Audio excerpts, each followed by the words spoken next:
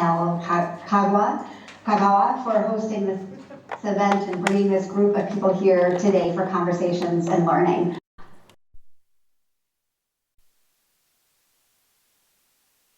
Conversations that we'll have today to Manar Fleifel, to Fatima Nasser, to Khala Yani, and other colleagues at Asfari for hosting us and for collaborating with us. I'm delighted to join you from a distance. I know it's not the same as being there in person, but really looking forward to the wonderful discussions that we'll have. We have set before us today, as was just described in terms of the program, a series of really critical and provocative questions, some of which are how should education programs be designed and delivered to meet the needs of both marginalized Lebanese children and displaced Syrian children in Lebanon? What kind of futures can education in displacement prepare refugee children for? What is it that young Syrians hope to learn from their education as they look toward reconstructing Syria? I wanted to just start by giving a little bit of an overview of our work and then going into some ideas about these particular questions. And first, I do most of my work in teams, and I wanted to acknowledge the team members for the research and work that we've been doing who are here today, including Vidur Chopra and Elizabeth Edelman from Harvard, Carmen Gueja and Jumana Tahouk from AUB. We frame our work on refugee education with some guiding principles that we've tried to represent here in this circle, with the ideas that education can foster social cohesion and belonging, that it can build strong communities, that it can prepare refugees for unknowable futures, and can alter trajectories of conflict. As with our workshop today, of course, the preoccupation is, even if it can do these things, how might education respond to these dilemmas in the context of refugees? So the key propositions that I'll discuss today are in the smaller blue boxes. These ideas that are dynamic and future-oriented visions for education, and in more immediate and pragmatic kind of thinking on how to account for multiple possible futures and for the migration that it will entail to prepare for these futures and migration within education at individual and systems levels. So let's start with conceptualizing possible futures for refugees as a way to think aspirationally about what the design and experience of education is that prepares, what the design and experience of education prepares refugee young people for. So UNHCR, the United Nations High Commissioner for Refugees, has long outlined 3 possible durable solutions or futures for refugees, which are represented in the lighter blue circles in the middle here. Resettlement to a distant country, return to the country of origin, or long-term integration in the host country. Since 2016, UNHCR has additionally focused on futures that are more fluid geographically and yes, less unidirectional, recognizing ongoing human mobility and the precarious nature of any possible future. While UNHCR nor other global agencies use the term, we conceptualize this 4th future as transnationalism. And what we find interesting in refugee education is that all 4 futures distinctly shape the design of and decision-making about refugee education among actors at all levels, and yet each varies in its likelihood, both real and imagined, and over time, for any given refugee, depending on the context, on the place, and on the time. What do these conceptions of refugees' futures mean for refugee education? I wanted to first start looking back to the history of refugee education before coming to a set of dilemmas and opportunities in the present and for the future. So this is just a brief timeline of some of the major time periods in refugee education. From after World War I until the mid-80s, a real focus globally on refugee education that was situated in local communities, with community schools linked to self-determination and often to independence movements, and that at the primary level, education happening very much within small communities designed and located within those communities and decisions made at the community level. This was not very different to what was going on within education globally in non-refugee settings, where decisions about education were taken at a very global level. During this time period, there were also scholarships for refugees for post-primary education in host communities, and that was the kind of interaction that often happens. In the next period that we've outlined here, we think about more global governance of refugee education and a kind of global agency provision of primary education rather than education for refugees being situated in local communities. And the kind of institutionalization of global influences during this time period, particularly resulting from encampment and parallel or refugee-only schools, the proliferation of policy, and at the same time, the absence of people thinking about education work at that time, and no relationships with national ministries of education in connection with refugee education. And during this time period, in general, refugee education being as closely aligned as possible with the country of origin. And we'll come back to that in just a moment. In the more recent period, what we see is more of, again, a global focus on support from global levels to national education systems. And this shift has come about with a broader global shift in education, again, not only refugee education, but education broadly, to focus on quality education and what kind of quality education can be delivered at scale. So that at this time, UNHCR adopted a quite radical policy change to think about integrating refugee learners or including refugee learners in national education systems according to the strategy where possible and appropriate and is guided by ongoing consultation with refugees. So we see a kind of shift from orienting refugees' futures from a country of origin to a host country in terms of the way that education is designed. Of course, this plays out quite differently in different contexts and for different students, and that's what I'd like to turn to next. So this is a little bit hard to follow, I realize, on the screen, but I wanted to put it up because I think it shows some of the trends that we see in refugee education globally.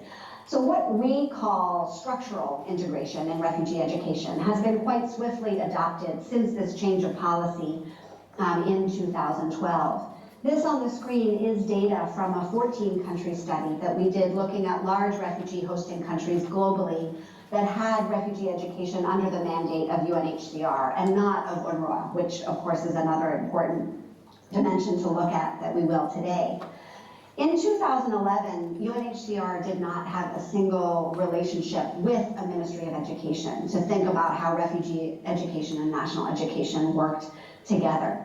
But now, in the 7-8 years that have elapsed since that time, these relationships with ministries of education are common and occur in about 20 of the 25 largest refugee hosting nation states.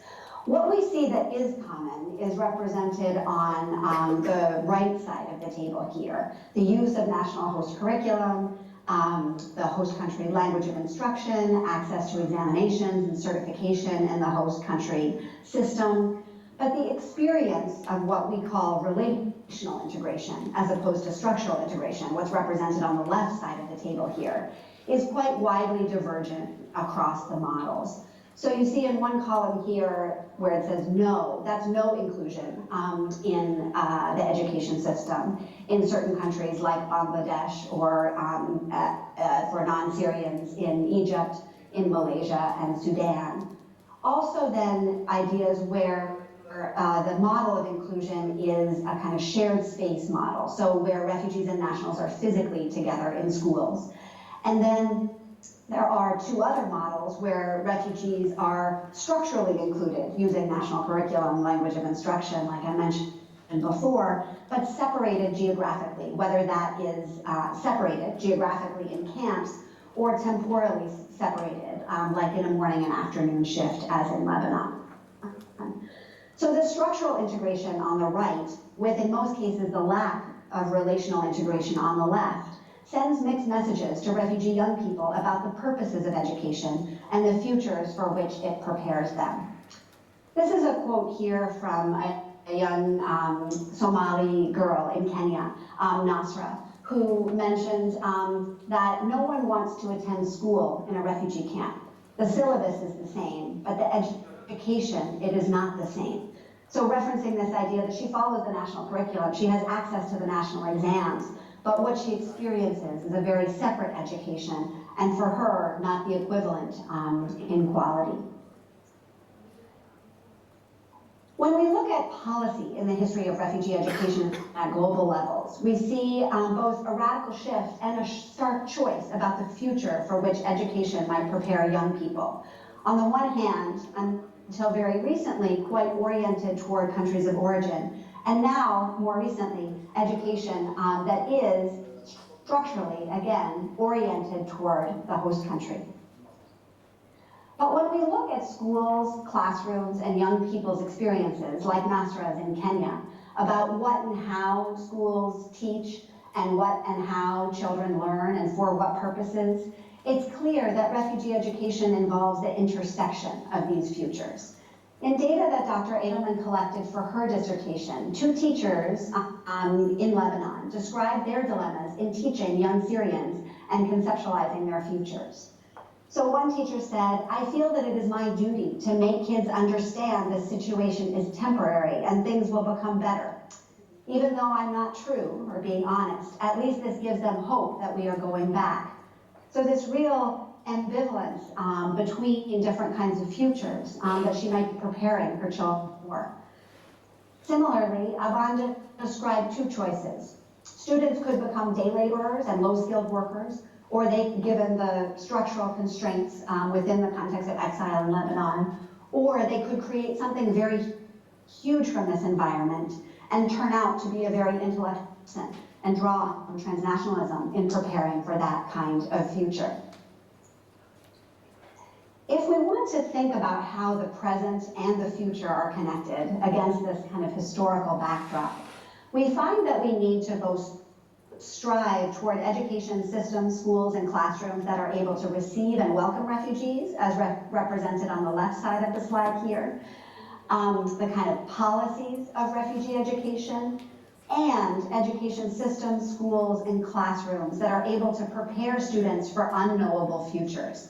The real practice of refugee education, which relies not only on the structures, but on teachers, curriculum, language, and belonging, and the practice of these elements in classrooms. In terms of structures, how does this play out in refugee education? What we find in our work is that refugee young people experience a real disconnect from the present that they experience of education daily in the classrooms and the future that they are aspiring towards and feel prepared for. And Duncan Andrade calls this kind of disconnect between the present and the future false hope. Gilmore writes about the idea of organized abandonment, which I think is really important in this kind of context. The idea that marginalized young people in any context, not just in refugee context, have access only to marginalized schools, with this idea that poor schools are available for poor kids. And what we see in a shift toward including refugees in national systems is almost across the board access to schools for refugees that are not the schools that national families would choose for themselves if they had the opportunities. So this sense of creating a segregated system within a segregated system in terms of opportunities. We also find that the access to the structures of national education itself within refugee education promotes a kind of false hope for refugees in a few different ways.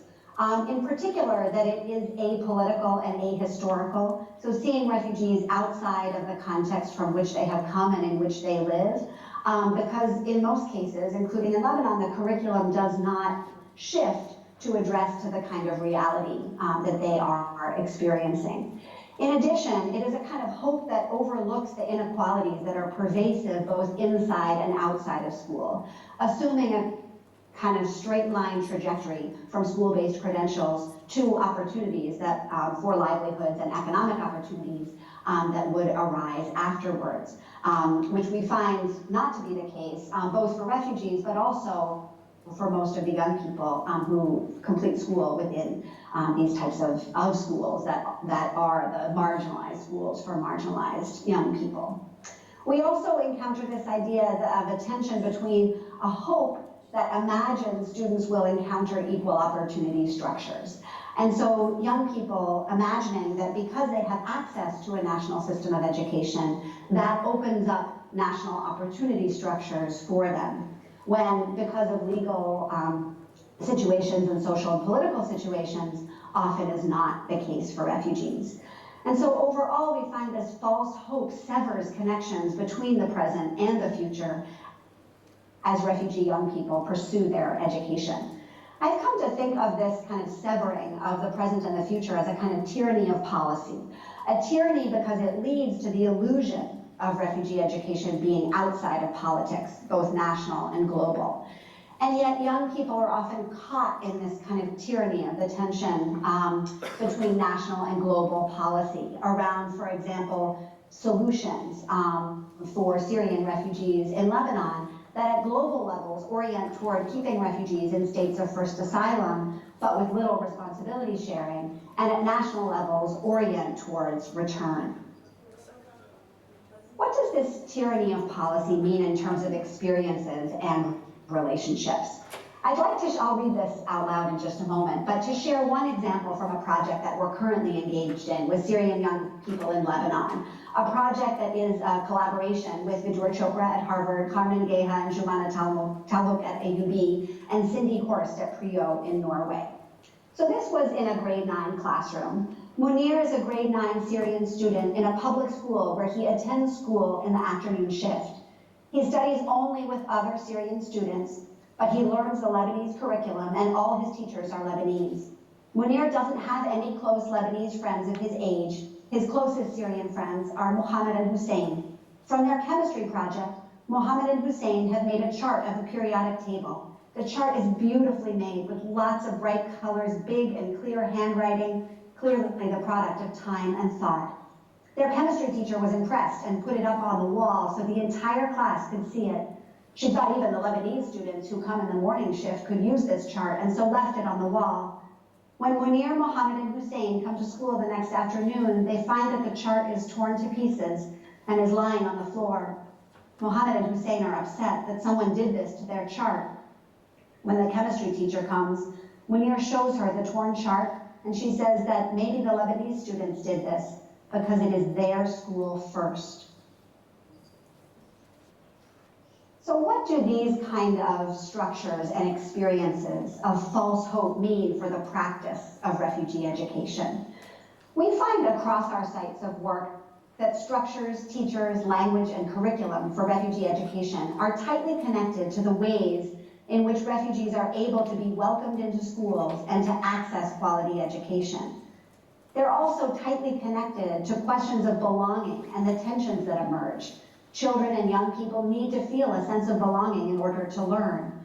And yet belonging for refugees, particularly through national institutions such as schools, appears in tension with national interests, especially in education systems struggling to provide quality education to nationals, the kind of organized abandonment, and in which national membership and belonging are contested. The structural integration that results within the tyranny of policy that presumes an ambivalence of politics can in fact exclude refugees from learning, like Munir, that would enable any possible future. These concerns are really twofold. First, connected to the prevalence of curriculum, pedagogy, and relationships in national schools that prioritize identities, languages, and histories that are nationally oriented and that marginalize refugee young people. And the second is about the lack of post-schooling opportunities available for refugees, especially connected to the politics of migration, the legal rights to work, the possibility of being able to demonstrate skills, knowledge, and competence out of education systems that practice this kind of organized abandonment, whether this be for a future of return, integration, transnationalism, or some combination of these migration processes. I know that the rest of the workshop will really delve into these important questions and dilemmas, and I'm delighted now to turn over the podium to Dr. Elizabeth Edelman, who will chair the next panel on access to education for Syrian refugee learners in Lebanon. Thanks for being with me today, for me being with you. I really enjoyed this and look forward to the discussion.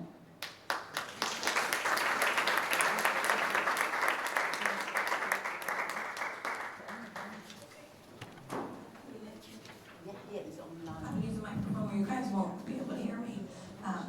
Okay, so thank you so much, Sarah. We really appreciate you connecting from afar. Despite our technical challenges. And before I invite the next set of speakers up, I just wanted to say a quick two things. One, that we have set cards on everyone's chairs. There's 3. And we're hoping for each of the panels that you might be able to write down one thought or idea that the panel sparked as you were listening to the speakers, and as well as one question. And so if we're not able to hear all of your ideas and questions throughout the workshop today, that we'll collect all the cards and we'll share them amongst ourselves and with the speakers so everyone can have a chance to hear from your voices. Since mine is particularly hard to hear from. We also just ask if you could refrain from taking pictures of the PowerPoints from here on out, as that some of this work is unpublished and we're not quite ready to have it circulating in the broader world until we actually have it in a published format. And there'll be a workshop report that will include some of the things that were presented here today, as well as some of your thoughts and ideas that you guys share with us on those cards. So without using up too much more of my voice, I'm really sorry, guys. I just wanted to introduce the physical speakers that are here with us today as our one speaker that is going to be joining us virtually as we try to get him to actually be able to hear us. So first I would like to introduce you to Dr. Maha Shuyab, who's the director of the Center for Lebanese Studies. We're so pleased to have her today and to hear her thoughts. From afar, we have Mr. Aya Abdullah, who's a doctoral candidate in anthropology at EHESS in Paris. I think that we will not be having him right online at this minute, because as we're trying to get another computer up for him. And then we have Tima Safa, who's the associate education director at the UNHCR the Associate Education Officer at UNHCR office here in Lebanon. So how we're gonna put the panels together is that Maha's gonna start.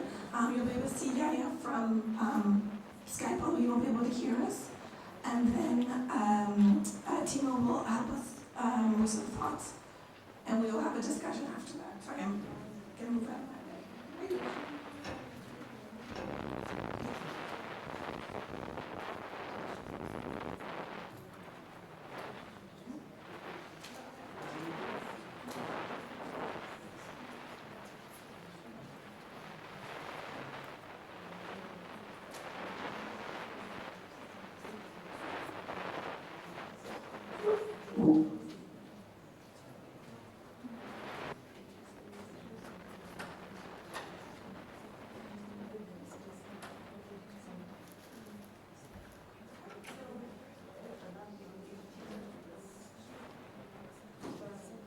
Good morning, everyone.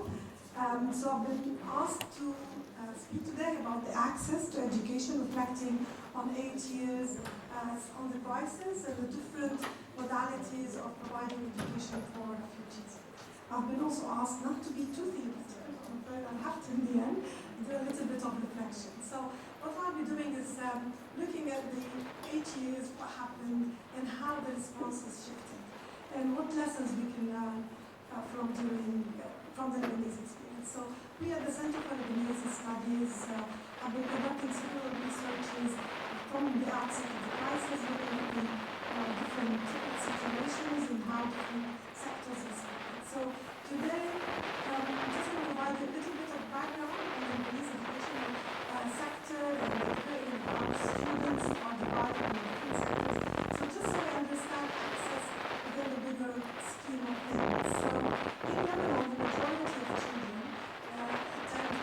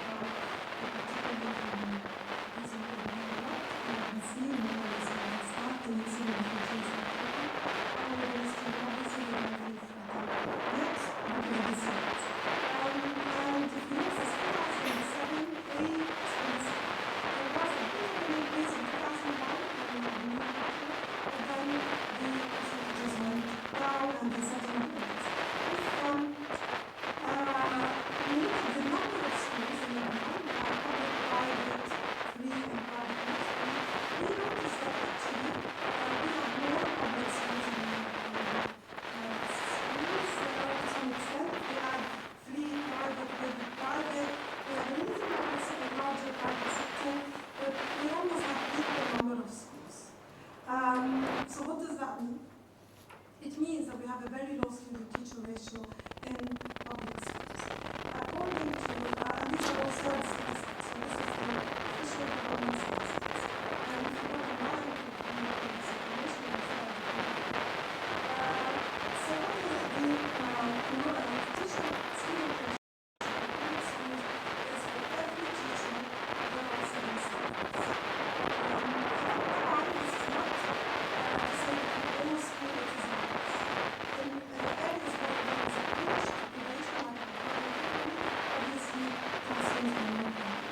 But if we look, for instance, at the Ministry of Education in Romania, in 2009, we consider one of these experiments as closing down tens and tens of schools because these are so expensive public schools are government. So let's look at student distribution.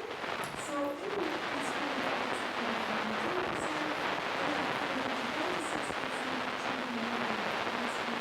And then they increase as the percentage increases. I'm not going to go why does it increase, where are the students coming from. Obviously, we see a shift from private to public as people higher grades because there's more trust, or probably because children need support. So this is why it's a shift from private to public. But what we see in the countries, we know that at least in the elementary and intermediate, there isn't much access to the teachers. So we had some capacity within the system to absorb numbers. But as the crisis started to, we see our is getting more strict and pushing for second shifts. If we look at the nationality of children in the public sector, and these are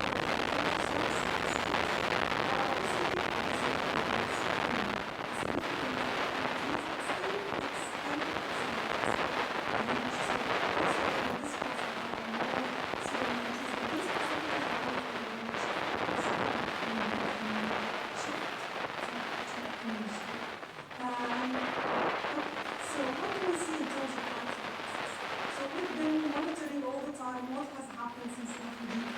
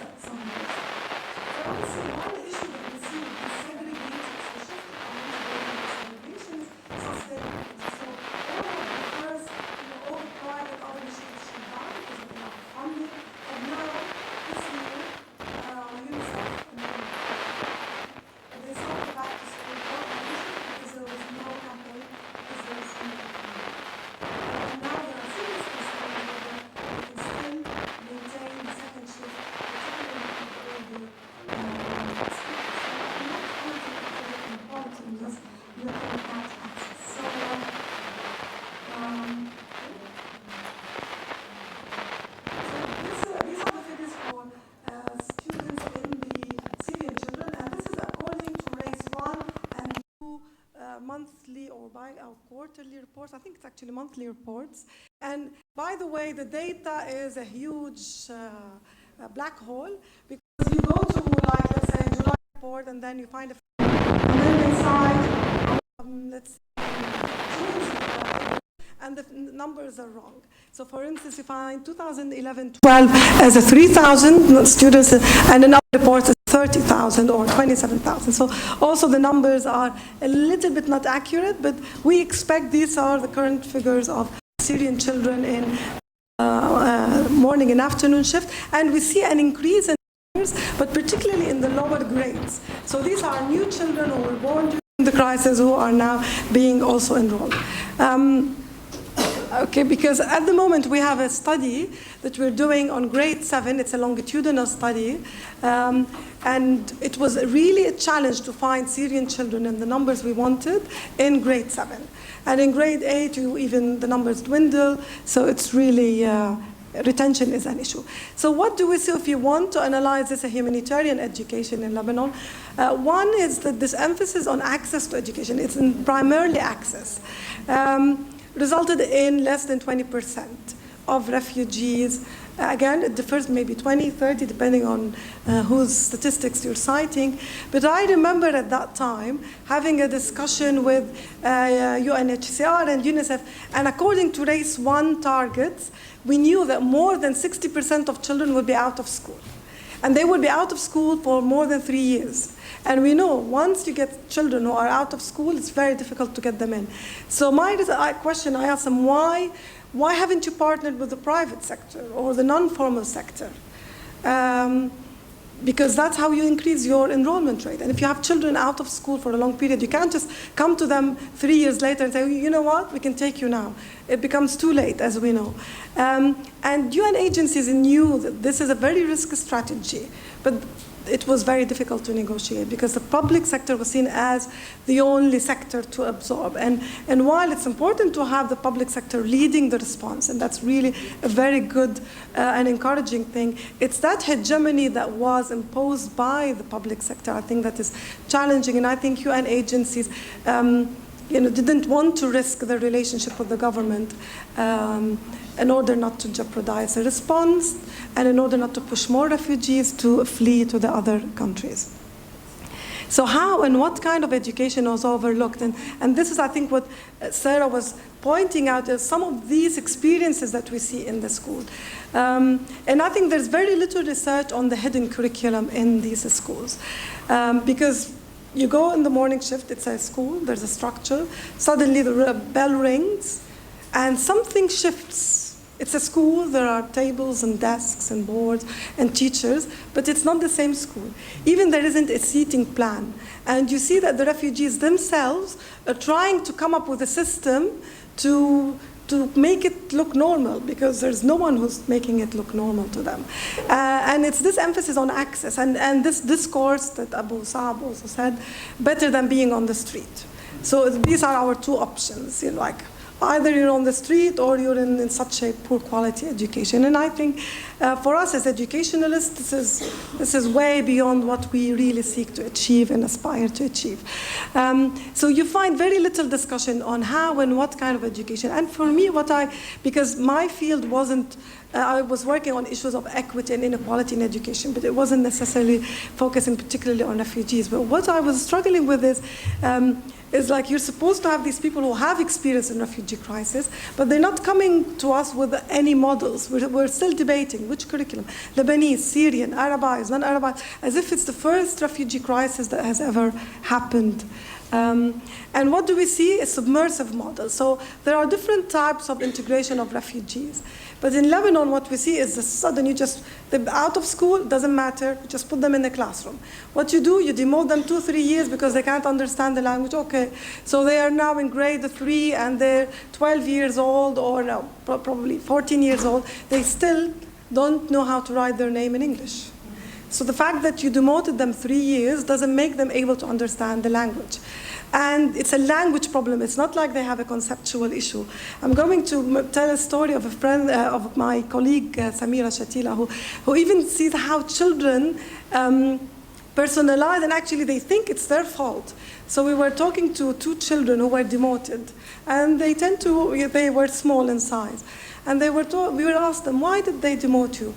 And they looked at each other and they said, maybe because I'm petite, I'm too small. I think I'm too small, that's why they demoted me. So for them, it's like their fault. It's something with them rather than it's a broken system that needs to be fixed. And obviously, you enroll them, yes, you have great numbers, excellent, but then they're dropping out and they're not continuing.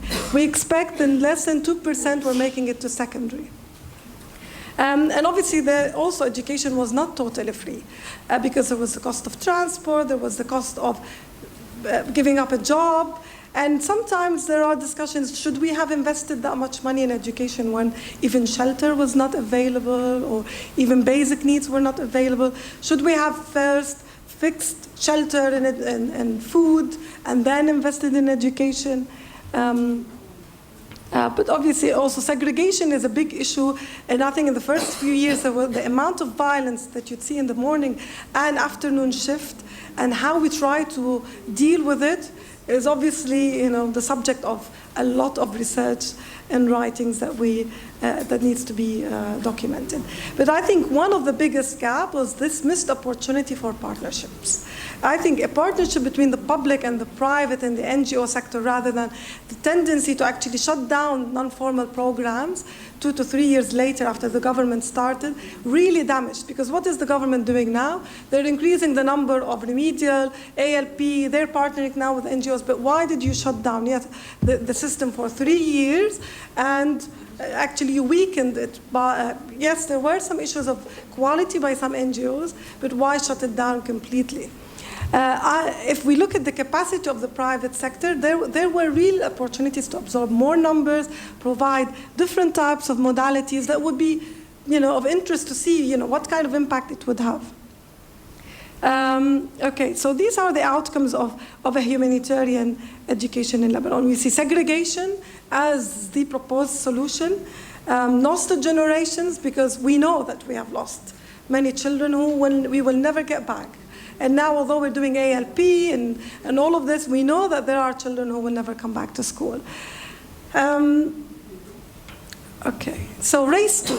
Race 2 was an attempt to solve some of this access problem. And it was an attempt to shift the discussion from access to quality. And actually, from humanitarian to development, we see a lot of this vocabulary now being used. And I think the General Director even gave a presentation once here at AUB about how we shift from humanitarian to development. So this is why now I'm very curious, personally, to understand what does development mean. Okay, so as the slide tells us, there's focus on quality education, and you see Race 2 is about school campaigns, NFE, rehabilitation, quality of schooling, curriculum, strengthening the system. So it's all about sustainability, long-term solutions, etc.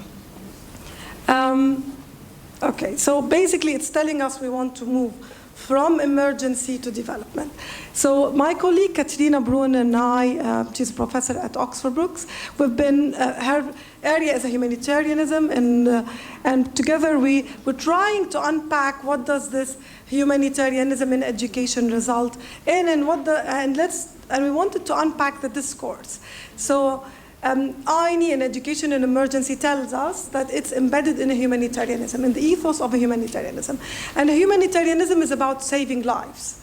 So it's a bit oxymoron to put a humanitarianism and education, because education is about development. It's about the future. It's long term. It's not about saving lives. It's about creating opportunities for the future. Yes. So education can have citizenship, employment, self-actualization. You can choose whatever objective, but it's always about the future. It's not about the moment. Education in emergency, as we see it, it's about literacy. I think the best hope it seeks to achieve is that children might be able to read and write. No future, there is no discussion of the future. There is even no discussion of the relationship between education and other sectors. It's suspended on its own. It's better than being on the street. It's about humanitarianism is about the present, while education is about the past, the present, the future. But in education emergency, humanitarian education is about now. and temporarily, while maybe repatriation, etc. So I know I don't have much time, so I'm not going to go into a great detail, but let's look at participation. It's an entitlement in normal educational systems. In emergency, it's not. It's passive. You come, and that's it. There aren't even student councils. There aren't parents' councils. There aren't teachers' meetings in second shifts, by the way. There is no organization. There is no school organization. You come, you teach your class, and then you go out. You never talk to the school principal. You never actually discuss as a school what's your vision, what are your plans for this academic year. There's no academic year. There are a number of hours that we need to teach, and then we move on. It's a discourse of minimum. Okay, there's no time to go into all of this. But let's move to the final slide and the lessons. What do we learn? I think one important thing which we didn't acknowledge, and in our research, by the way, whenever we're comparing the findings of from Lebanese children in public schools to Syrian, they have exactly the same profile. They have exactly similar performances in English, French, math, science, etc. They are equally vulnerable. So I think there has been so much emphasis and what I call this objectification and reification of this refugeness being unique, that we have to segregate, while when we look at them, Lebanese children and Syrian, they're almost equally the same. At the moment, this is what our data is telling us. The profile, we compared refugees in Lebanon, in Germany, in Turkey, in Australia. We can see two different profiles between nationals and refugees. In Lebanon, we see similar profile, both of poverty, deprivation, low quality schooling experience. So we're segregating them because of status, not because of that they have different profiles. We know how in education sometimes we try to group children based on abilities. These children have similar abilities and they have a similar background, but they're segregated because of a legal status.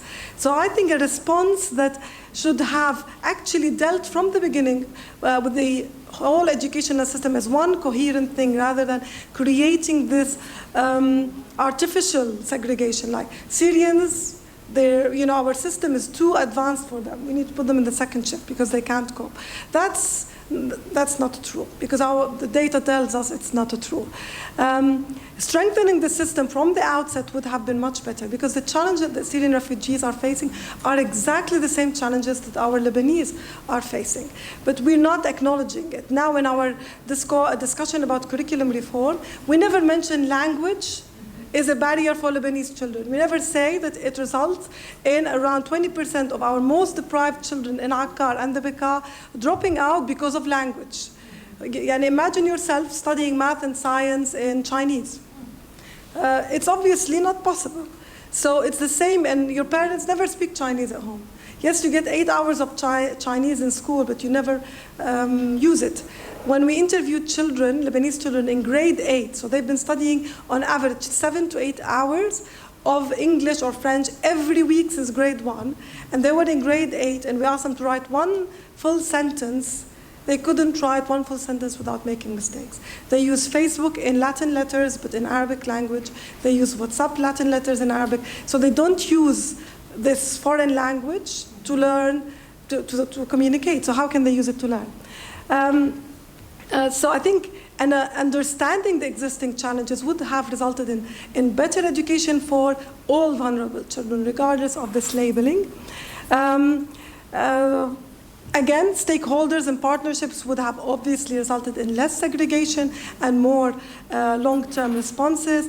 And finally, I want to stop at one final thing, which I know there's a lot of now increasing interest in global policies around education for refugees, particularly INE and education and emergency frameworks. And I think while it has been helpful, it's interesting when you look at race 1 and 2, in race 1, INE features, I think, 2 or 3 times, in race 2, it doesn't feature at all. So this discourse, and I analyzed it a lot, and I looked, is it really helpful for us? Did it really provide us with any solutions?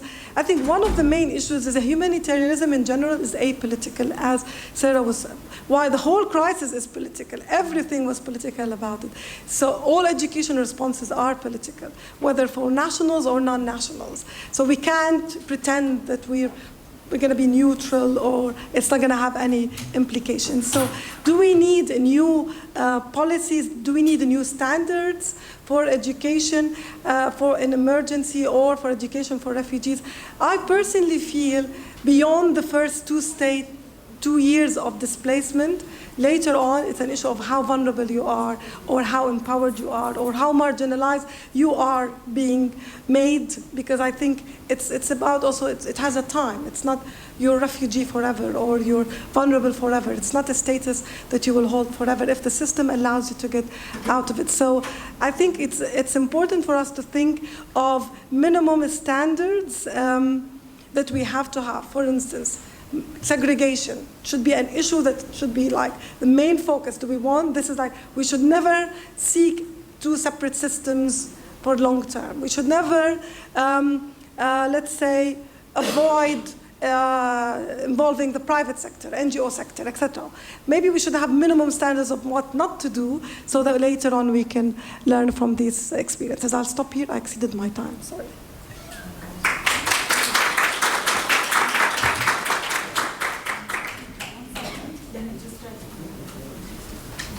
Thank you so much, Maha. Extremely interesting, and I think you really laid a foundation for a lot of the other presentations coming forward. So we're going to take hopefully just 30 seconds to try to resolve our IT situation. If you guys just want to, while we're waiting a minute to get Yahya on, so hopefully he can hear us. If you want to just, if you have any thoughts or questions you want to write down on that card that we had handed out, that would be great.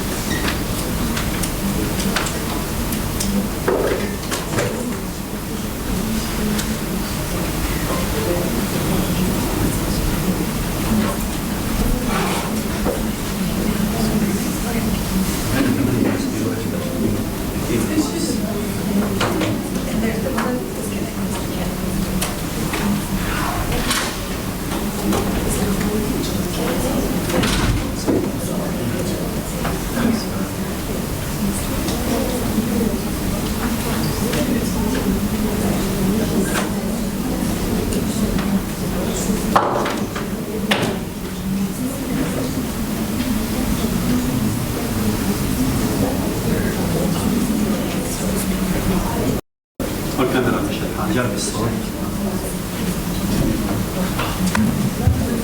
الو عم تسمعنا؟ خليه يجرب شوي. كيف بدي فوت على الاوبشن؟ وين فرح؟ فرح الاوبشن كيف؟ اوبشن شو؟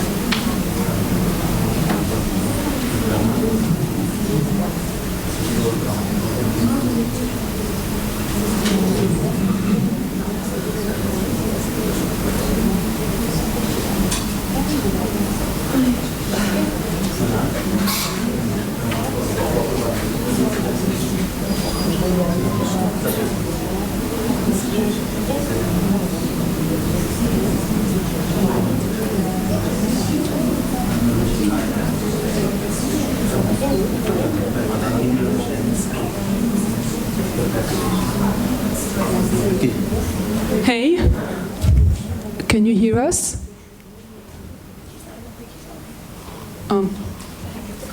Yeah, sure.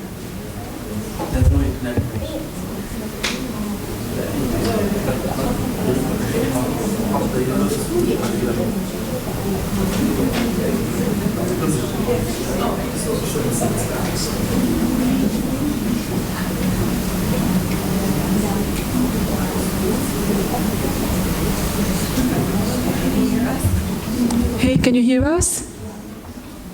Can you hear us, Yahya?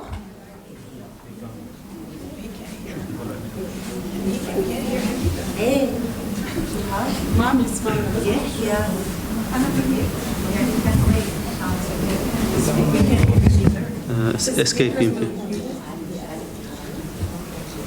لا هو حاطه ميوت من عنده. هو حاطه ميوت.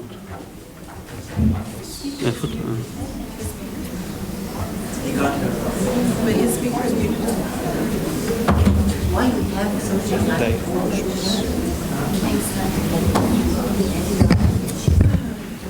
Do you want? Sure. Would you like us to? Can you hear us now? بس هو نحن ما عم نسمعه.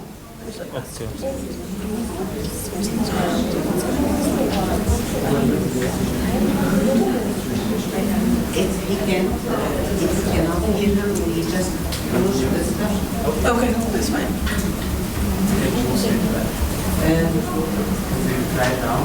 His.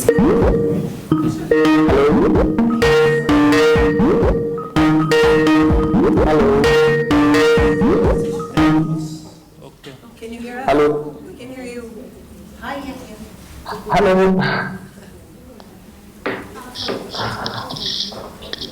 Everything's fine now? We can hear each other? We hope so. Can you hear us okay?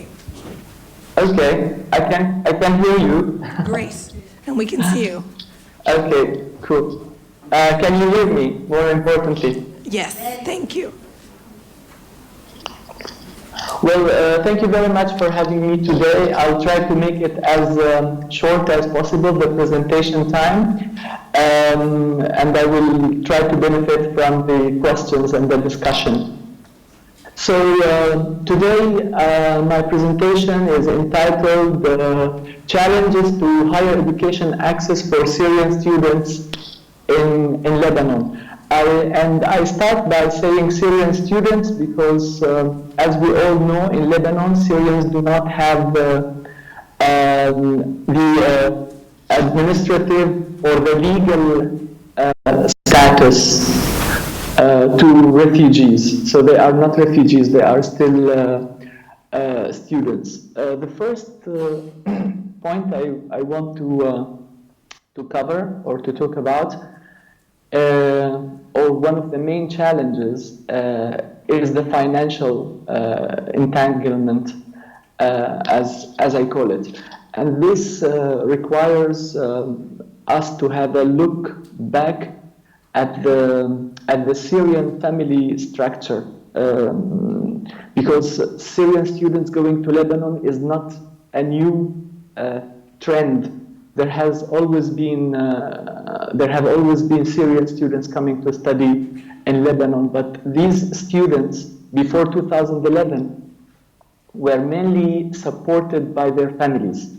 And that's mainly because the scholarship system did not exist for Syrian students in Lebanon, or barely existed for some students in Lebanon before 2011. So what was going on, that families, middle class or even upper middle class, high class, were able to send their children to private universities in Lebanon and to the University of Lebanon as well. So the expenses were covered by the families. However, after 2011, this changed for the majority of the families in Syria.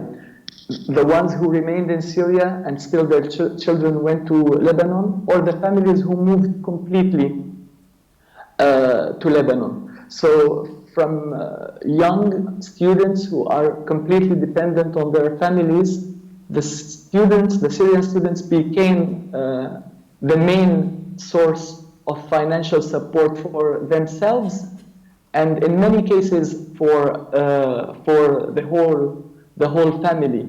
So having this in mind, it created an extra challenge, financial challenge for the students, because most of them could not work and study at the same time. I want to link this directly with a new administrative law that was introduced by the Lebanese authorities, that the moment the students were admitted to the university or inscribed at the university in Lebanon, they had to sign a paper at the Amn al-Am, and this is the equivalent of the prefecture in France, or the immigration office. I don't know how I would translate Amn al-Am now, but they would sign a paper that they are not allowed to work in Lebanon as long as they are students. So that was like a very, very important issue that students started facing after 2011. Directly, I would like to talk about the thing that after 2011, more and more Syrians in general started coming to Lebanon, which is a very small country, and still Lebanon has the highest number of Syrians per capita. This created a lot of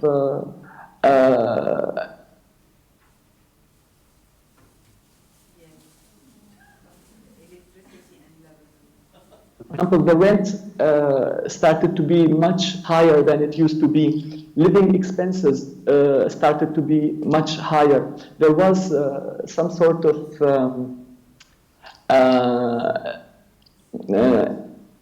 the unrelief and tension that was increasing and increasing between the Syrians and the Lebanese in Syria. I recall in 2017, when I came to do my field work in Lebanon, after jumping in a taxi in Beirut, of course we agreed on the price before, because I wanted to go to a further place than usual. And the moment I sat down and he realized I am Syrian, he started definitely asking me for more, for more money. And when I asked him why, we just made the agreement, and he said, like, you are Syrian, you cannot really argue. Like, you have to pay what I tell you to pay. So this is even a little detail on the daily life. The second point I'd like to cover here is the administrative problem that many Syrians started facing, and this is basically the Lebanese authorities started asking for more papers for the Syrians who were coming to Lebanon, especially after 2015, when the Lebanese authorities asked the UNHCR to stop registering Syrians as in their registers, and that had a lot of problems for students who wanted to be inscribed at the universities. Most of the students I talked to, they told me the biggest difficulties was the papers they were asked to bring back from Syria. For example, birth certificates, criminal record clearance, original records, or high school diplomas, the original copies from Syria. Not all the students came with these papers. However, they were asked to get them, and not all of the students who came to Lebanon were able to go back to Syria, mainly for political reasons and security reasons. So they were kind of trapped in the many papers they were asked to bring. Again, there were like several vicious cycles, I would say. They were introduced. For example, to be able to inscribe at the university, you need a residency. But to be able to reside, you need a university inscription sometimes. So like, there were lots of these things back and forth between the university and Amn al-Am and the Syrian students. I hope I am okay with time to move to the third point, which is related to the scholarships. So the scholarships programs were introduced in Lebanon because of the increasing need, and the urgent increasing need of Syrian students arriving in the country in bigger numbers. However, at the beginning, these social scholarship programs were completely unsynchronized. There was a clear lack of cooperation between the various programs that they were in place. This led that some students never heard of them because of the outreach policy or the outreach program, while other students managed to navigate all the scholarship programs in place and managed to get more than one in some cases. In my field work in Lebanon 2017, I realized that there were specific scholarships directed to specific students, and there were target universities who were receiving Syrian students. For example, in the academic year 2014-2015, the highest number of Syrian students, of course, were at the University of Lebanon, which is pretty much the cheapest option to go.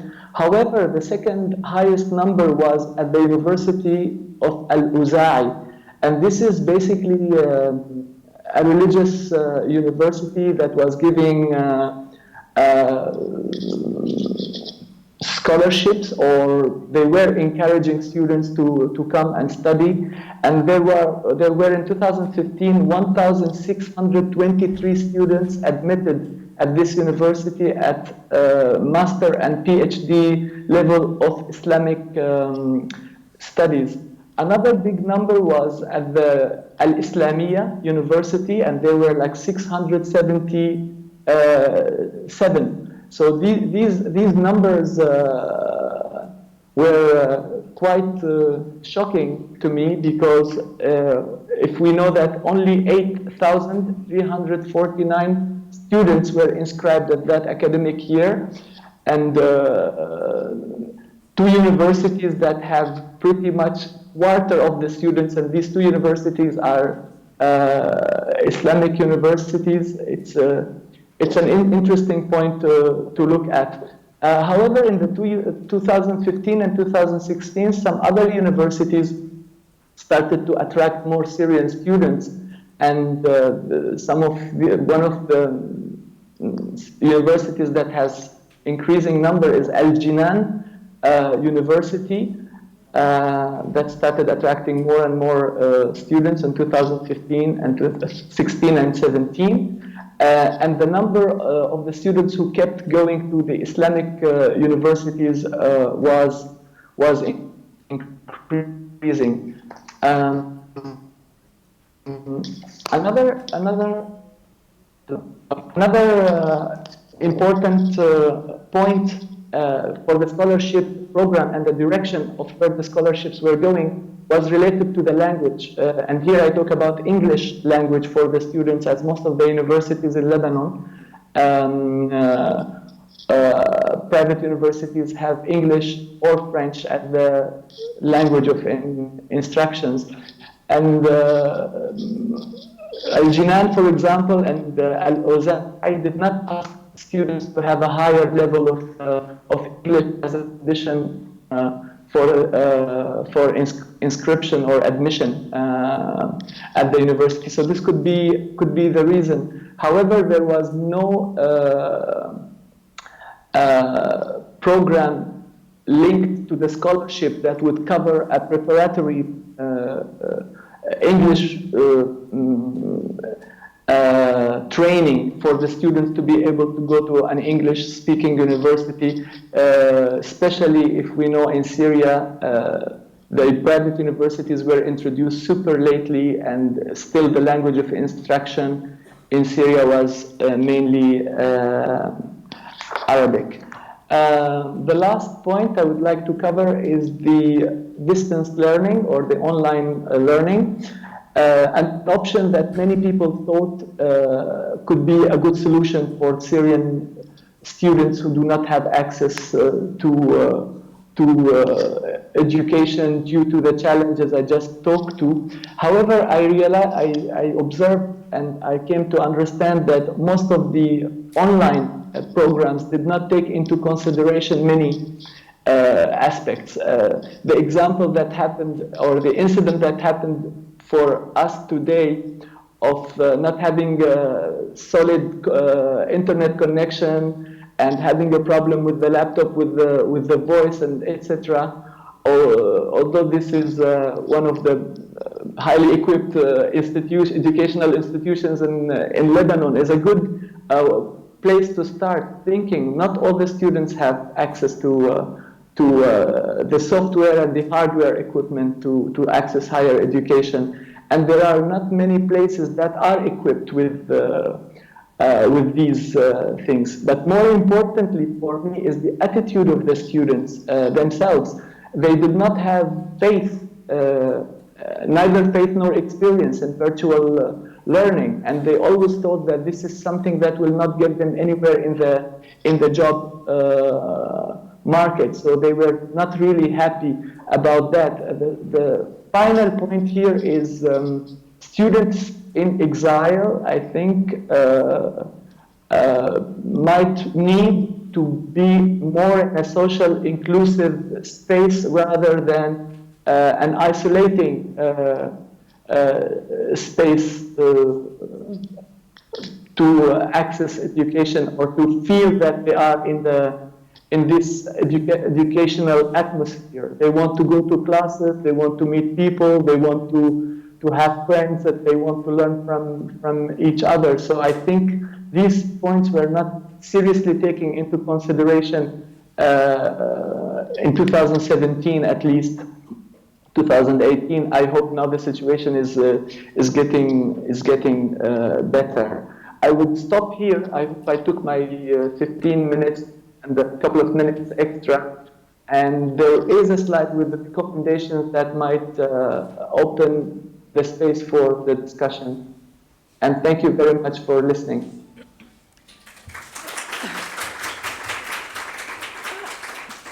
Thank you, Yaya. If you want to just turn your own speaker, your own volume off, and we'll just leave ours so you can hear us, and you can turn it back on again. Now I'm going to turn it over to Fatima. Okay. Hi, good morning, everyone. First, I'd like to thank my colleagues for the very interesting presentations. the first presentation that highlighted the main gaps in the public education system, and with the more focus on the higher education in the second presentation provided by Yahya. Before I share like few remarks or comments from on the presentation, around the presentations and the researches made, just allow me to take a few minutes to basically give you an overall view about the refugee education for the Syrians in Lebanon and the progress since the onset of the crisis. Yes, the public education system prior to the crisis was much compromised, a point that was reiterated by my colleague. However, MEHE has scaled up access to formal education since the beginning of the crisis, which resulted in an increase in refugee enrollment, significant increase in refugee enrollment from 3,020 back in 2011 until 200,000 Syrian refugees enrolled in the public education system today. So we need to take a few moments to acknowledge this support and this unprecedented achievement that, due to the, of course, donor contribution and the efforts of the Ministry of Education, was made available. However, and despite all the efforts, we still stand at 58% out of school for the Syrian refugees in Lebanon, for the 3 to 18 years old. For primary education, this percentage drops a little bit to around basically 44%, and this is due to the focus on the compulsory education in the current system, which is primary and secondary 6, basically to 6 to 14 and 15 to 17 years old. For the pre-primary education, the out of school for the refugee education, and by refugee education, we mean the Syrians by majority, but also it includes non-Syrians in the public system. However, we don't get the disaggregated figures from the Ministry of Education. However, we know the Syrians constitute more than 90%. So for the pre-primary, we stand at 70% out of school, which is very dramatic. And for the secondary education, this percentage even goes up to 90%.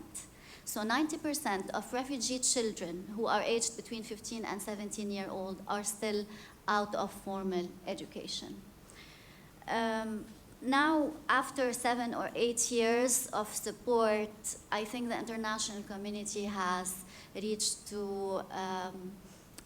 has realized that we have reached a plateau in terms of primary refugee enrollment education. And let me focus here a little bit on primary.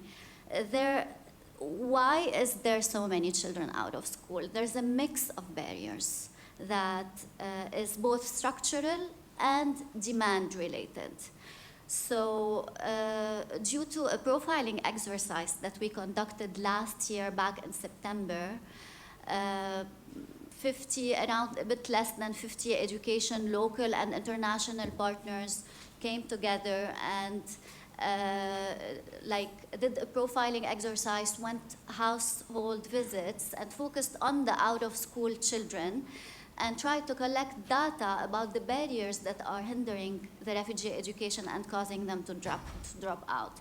As my colleague mentioned, there was no massive back-to-school campaign this year, partly due to funding, but also another part is due to the alarmingly high rate of refugee children who are still out of school. So there was an agreement with the Ministry of Education, among the UN agencies and the donors, to focus on only those who have had no prior education and who are currently out of formal education, to capitalize on the existing resources in the sector.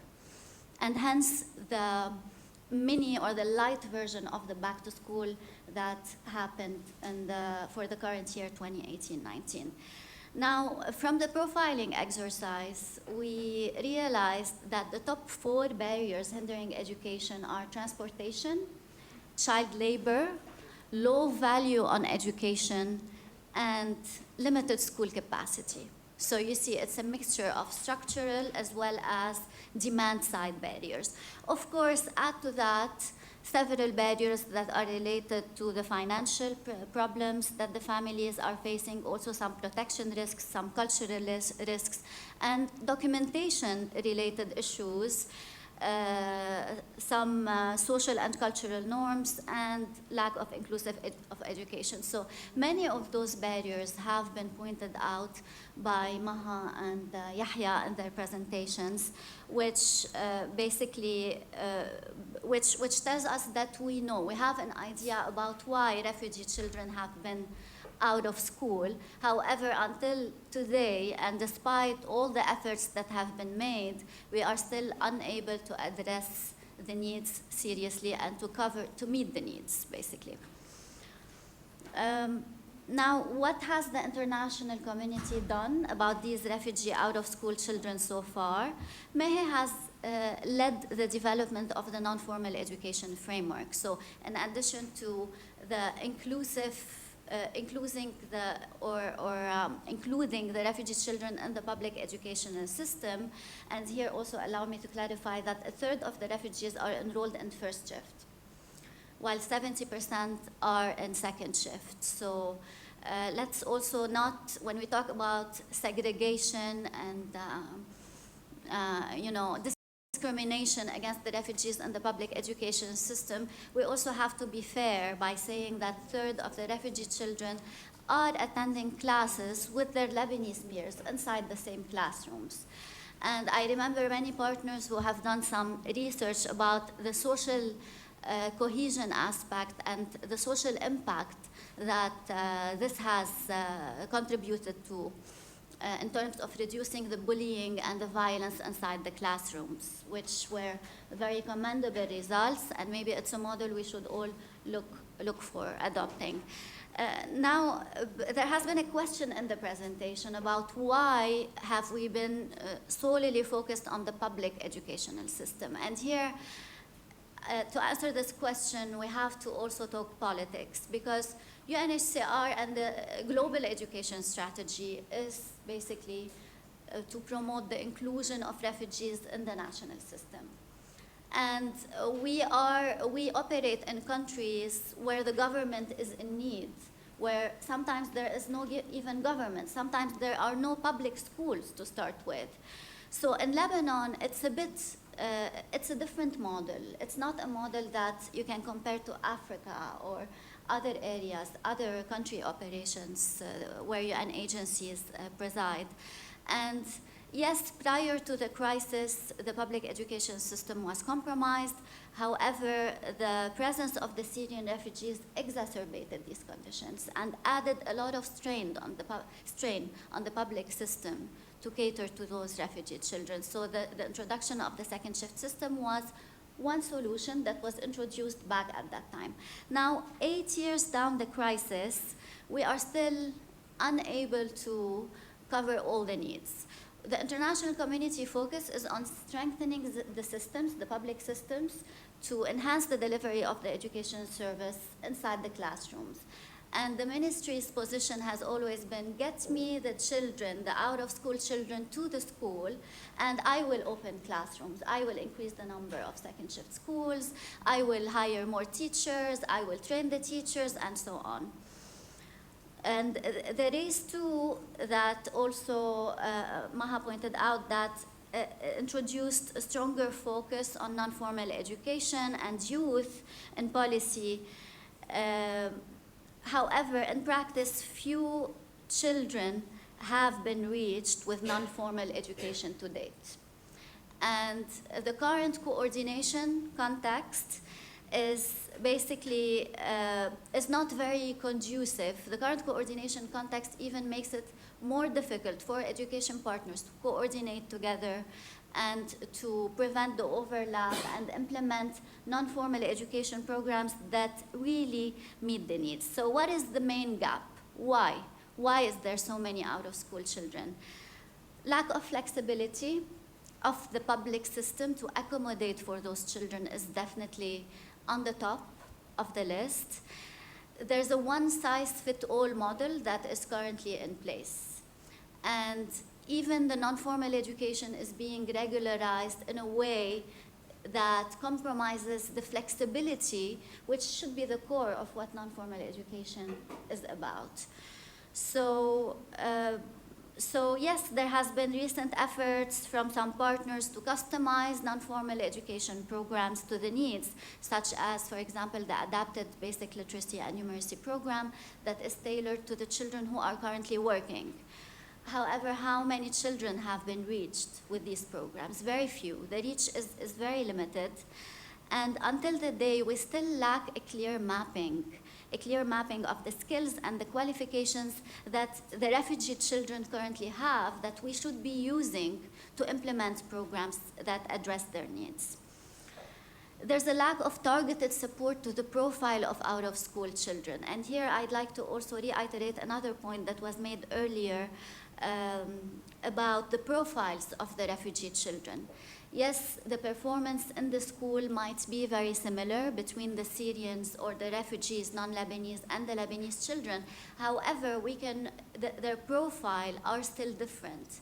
These are children who have been displaced, sometimes more than once. These are children who come from very difficult backgrounds, who live in very difficult conditions. Some have been traumatized by the displacement or the war. Some have lost loved ones. So in terms of financial and economic barriers or difficulties, there might be a resemblance with the profile with the Lebanese peers. However, in terms of the results of displacement, we cannot but look at the specific or particular profiles of those refugee children. And the current system does not provide them with any psychosocial support for their emotional well-being, emotional health.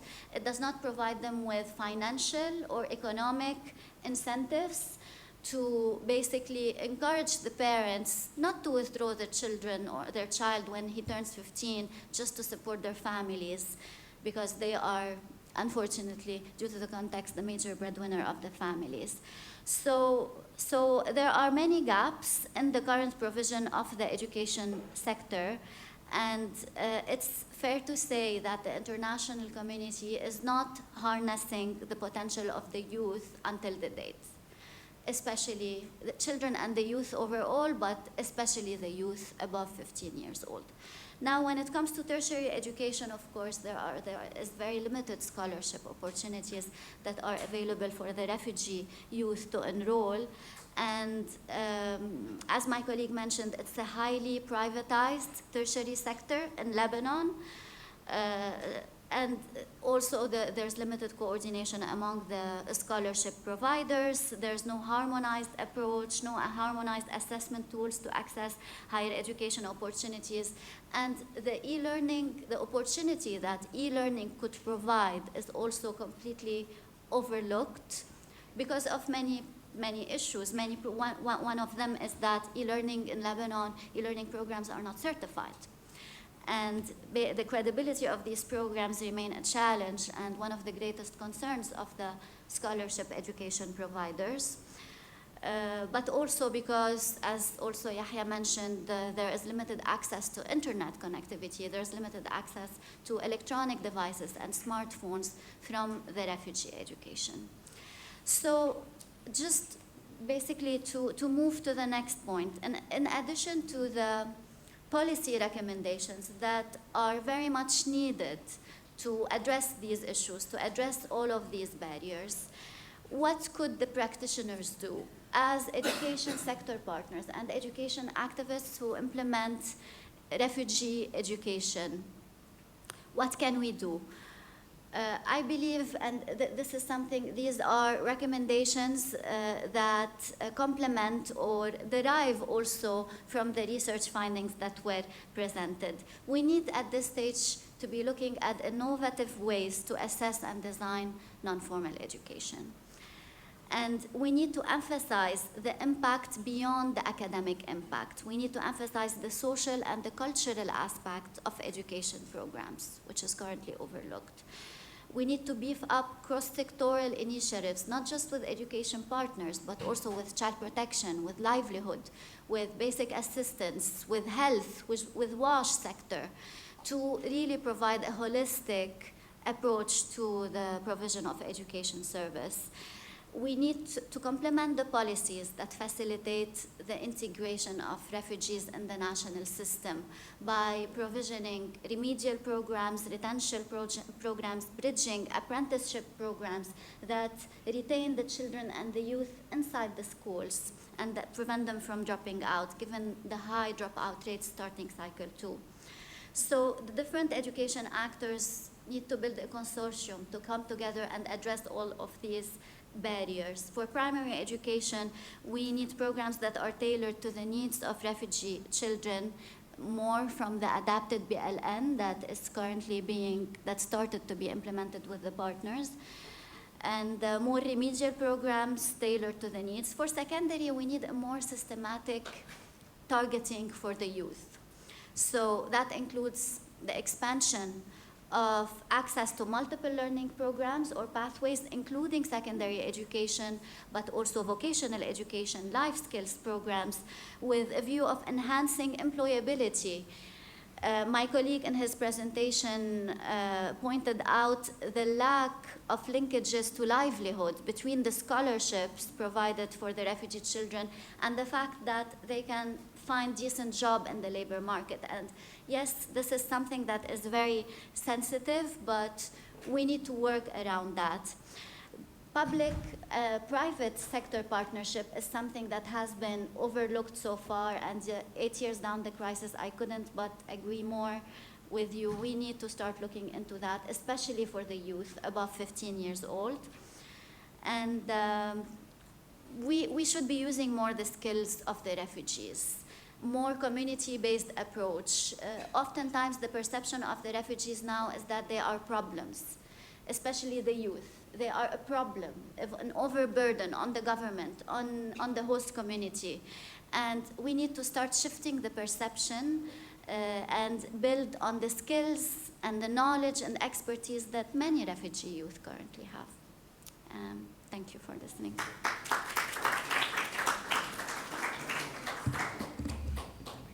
Okay, thank you guys so much. So given that we ran over for technical issues, I think we'll do 15 minutes of questions. We ask that you make sure you ask a question in whatever you'd like to share, and maybe we'll take 3 or 4 questions first, and then our panelists can answer, and then we can see if we have time for another round. So I'm happy to have you stand up or to call on you. Yes, Sue, I would like to start. Thank you. That's very interesting indeed. I just want to mention something, Yahya. There are 2 points maybe that are very important for higher education. First of all, the numbers in the secondary schools are very low, and these are the ones that are filling into higher education. We have only 2%, if I'm not mistaken, the numbers. So we need to look at how to increase the number of students in the secondary so that they can then move into the higher education. Plus, we also need to do some counseling with the students. They need career counseling so that they know exactly how to choose the whatever subject they want to study, how to choose what they want to work next, based on what is available there. Because mostly when we do scholarship interviews, most of us say, I want to study, let's say for example, history because my aunt has done history. Or I want to become an English teacher because it's fun. Or one of them said, I want to become a journalist because I like to become popular. So we have to work on counseling students when it comes to higher education. But there's another very good question, my final question you will come as Dr. Wahab, and maybe can answer it too on that. Has anything been done on the study of the quality of education inside the public schools? Because this is also a factor why we have dropout, but it hasn't been mentioned. So how can we solve that as well? Thank you. Any other questions? Yeah, there in the back, sorry. And just speak really loud so that Yaya can hear you. Two quick questions. The first one. You can't hear you without.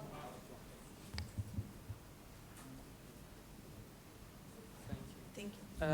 quick two questions. The first one is about how to empower really refugees, as you were just saying by the end of your talk, and not talk only about students, but also those teachers who came and they are like refugees here in Lebanon. I understand that this is a thing that needs like more planning, because how to select these teachers and how to bring them into the system, and this probably relate to some informal way of teaching, not necessarily within a formal governmental school, but kind of a system, creative system that allow those people to really take what they already have and bring it to the system. So just wondering if you have some example of anything like that already happening in Lebanon that you can talk about.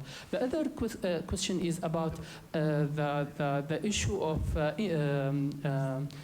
internet teaching, virtual learning, I'm interested to know more about this issue in terms of whether this teaching could be not necessarily oriented towards job, and because it's already virtual, it's already talking to the whole community of the world. So it could be, for example, if a Syrian student is in Syria, he might want to learn something just to implement it inside Syria, not necessarily to learn it to go to have a formal work. Thank you, and sorry for taking much time. One more question up front, and then we'll take you in the back, and then we'll end.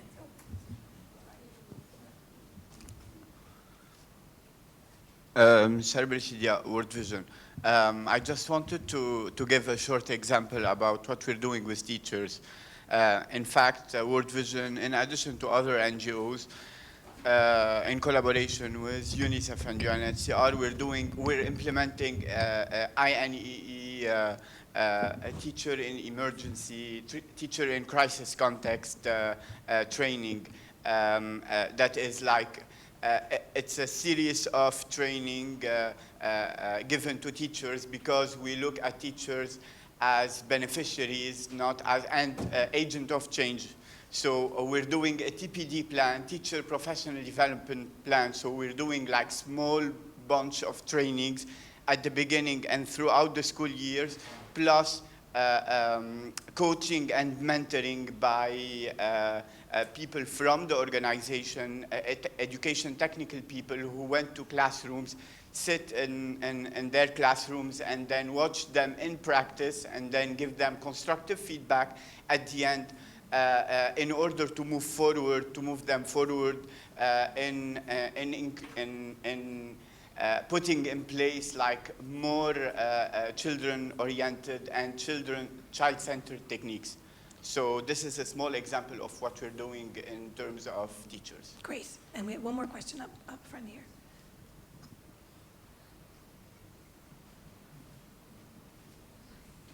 Thank you very much. Is it working? My name is Jenny. I work with the Asfari Institute, and thank you so much for your presentations. I have a little bit of experience working in education and emergencies in Greece, which is a completely different context. But I was very interested in questions of more increased coordination between the formal and the informal sector, because my experience as part of a civil society organization working in education, it is extremely difficult, also especially on the level of quality. And I wanted to ask you if you had any experience or recommendations on how these partnerships can be strengthened, and how have they happened here in Lebanon in ways that were productive. Thank you. Thank you. And so I'll open up if, Tima, do you want to start?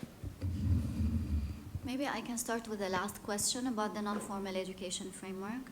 So on the onset of the crisis, the education partners started preliminary emergency responses in education. So that included provisioning catch-up programs, some basic literacy and numeracy, some PSS psychosocial support, but really like incidental programs that do not follow any harmonized or structured approach. With the increasing interest, with the increasing presence of the Syrian influx in Lebanon, and the basically acknowledgement of the government of Lebanon and the Ministry of Education that the Syria crisis is having huge implications on the country. And the Ministry of Education started the development of the Reach All Children with Education plan, which is the National Education Response Plan to address the refugee education response. So the overarching aim was to provide every school-aged child in Lebanon with education opportunities. And this was developed back in 2014. At the end of 2013, there was a 3-year plan from 2014 until 2016, followed by Race 2, a follow-up, phase 2 of the plan from 2017 until 2021. Now, as we shifted from the emergency nature of the crisis to the protracted nature of the crisis, the Ministry of Education realized the importance of also implementing non-formal education to complement the national system, and the importance of regularizing the non-formal education programs to control the quality for quality assurance purposes. So they led the development of this NFE, famous NFE framework that every education partner is very much aware of. And it includes several NFE programs, the first of which is the Accelerated Learning Program that was implemented 2 years ago, and that targets children who are between 7 and 15 years old who missed 2 or 3 years of education and more, and it prepared the children to mainstream back into primary formal education. Now, I don't have specific statistics about the reach of this program, but I remember back in last year, no more than 20,000 children, if I'm being very generous, enrolled in the Accelerated Learning Program. And when we talk about school-aged refugee children in Lebanon, we're talking about figures that exceed 600,000 between 3 and 18 years old, who are persons of concern for UNHCR. So beside the ALP, that was a very commendable effort from MEHE to regularize the non-formal education program. There has been some efforts to implement basic literacy and numeracy for the primary age children, and also youth basic literacy and numeracy for 15 to 17 years old, and what we call community-based early childhood education program to prepare the 3 to 5 year old to enter the public schools, to enter grade 1, so that they enter at par with their Lebanese peers who go to KG schools. Now, in practice, these programs have not materialized yet. And there are no harmonized standard operating procedures or harmonized or unified content that the partners could take and implement to basically, and follow to implement these programs. And this is one of the areas where we require a lot of policy and advocacy efforts with the Ministry of Education to make it happen, to materialize these programs. But the coordination among the non-formal education and the formal education started happening since the beginning of the crisis. And I don't know if you're aware, with the education and emergency coordination structures worldwide, usually it's a structure that is led by the government of the country, of the host country, and supported by the UN and the international organizations.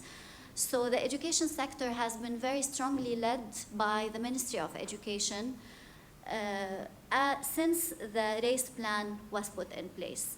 And a governance structure was also created within the Ministry of Education, which is a project management unit created inside MEHE to assess the implementation of the race plan.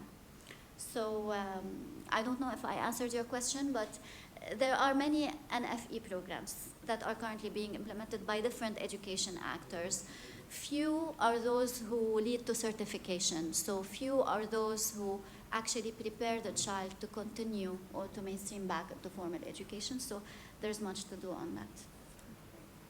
Yeah, because you're sitting next to me, did you want to jump in to answer any reflections on the questions that you heard?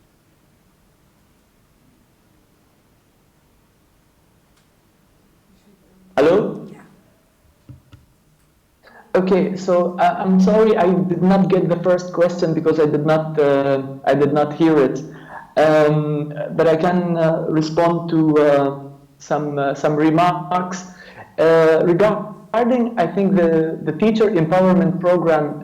It is one of the main problems for Syrians who have finished their higher education in Lebanon to access the job market because of the syndicates, the workers' unions in Lebanon. Teachers are not, non-Lebanese teachers are having, of course, a lot of troubles to work in Lebanese schools. This is not possible according in the Lebanese law.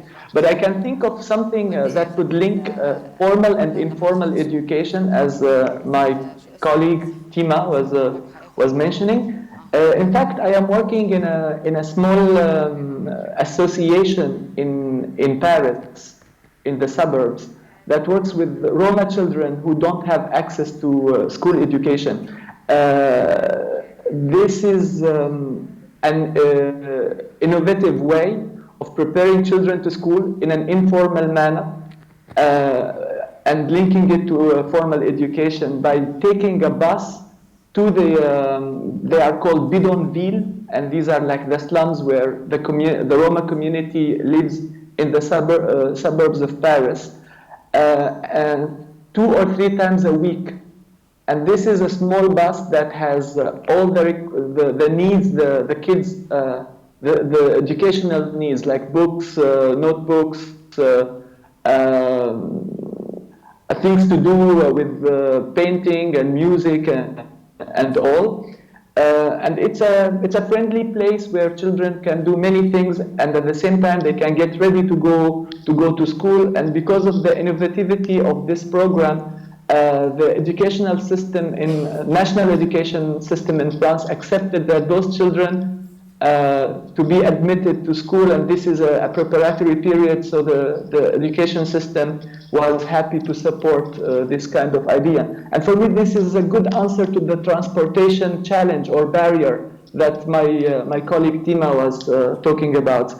To respond to the gentleman's question about virtual education, it is quite unfortunate that the courses provided by the virtual universities are quite limited and quite job-oriented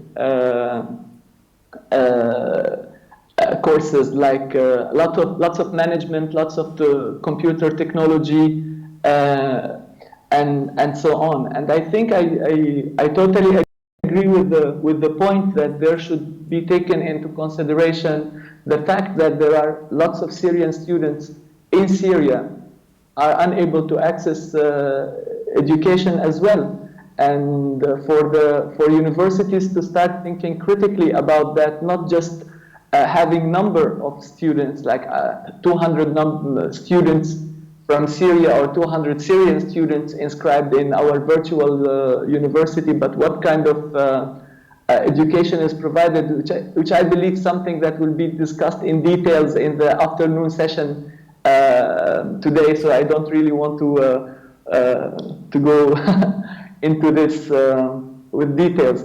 The last remark I would like to say about the statistics and the numbers that have been provided by Tima, it's clearly noticed as well that in Lebanon, most of the students who go to university are not the students who finished high school in Lebanese schools. So this just adds another challenge for the students who are going to the Lebanese schools. There is a clear lack of access to those who are part of the race program, obviously, when it comes to higher education. Thank you, Yaya. I'm turning it over to Maha. So concerning the question on quality, I think there have been a few studies on quality, although generally the ministry in the beginning was not encouraging access to conduct research on refugees, but I think now it's getting easier. Well, at the moment we're doing this longitudinal study, and we're focusing on what's happening in the classroom and how teachers and students and parents are experiencing education as well. So, but I think also the studies that Fatima highlighted bring some of the challenges that address quality as well.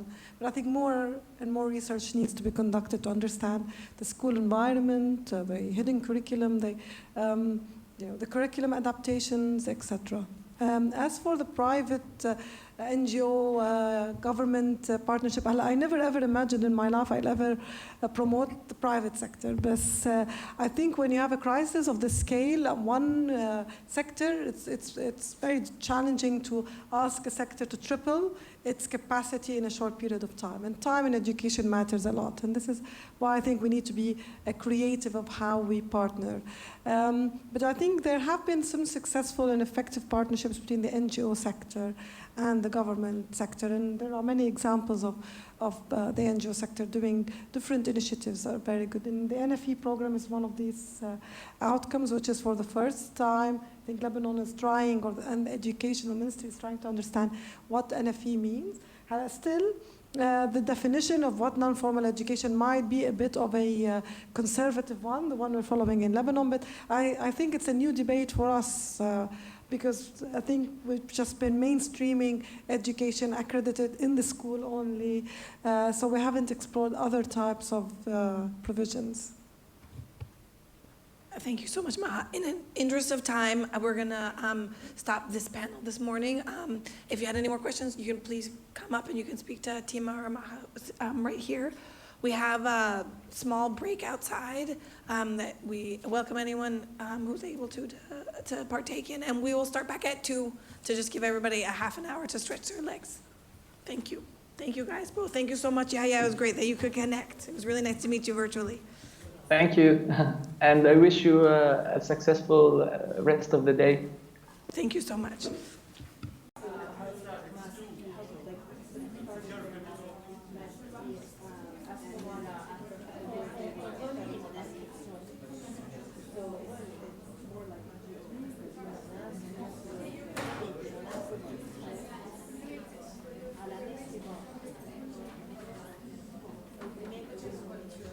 Good afternoon. Thank you for coming.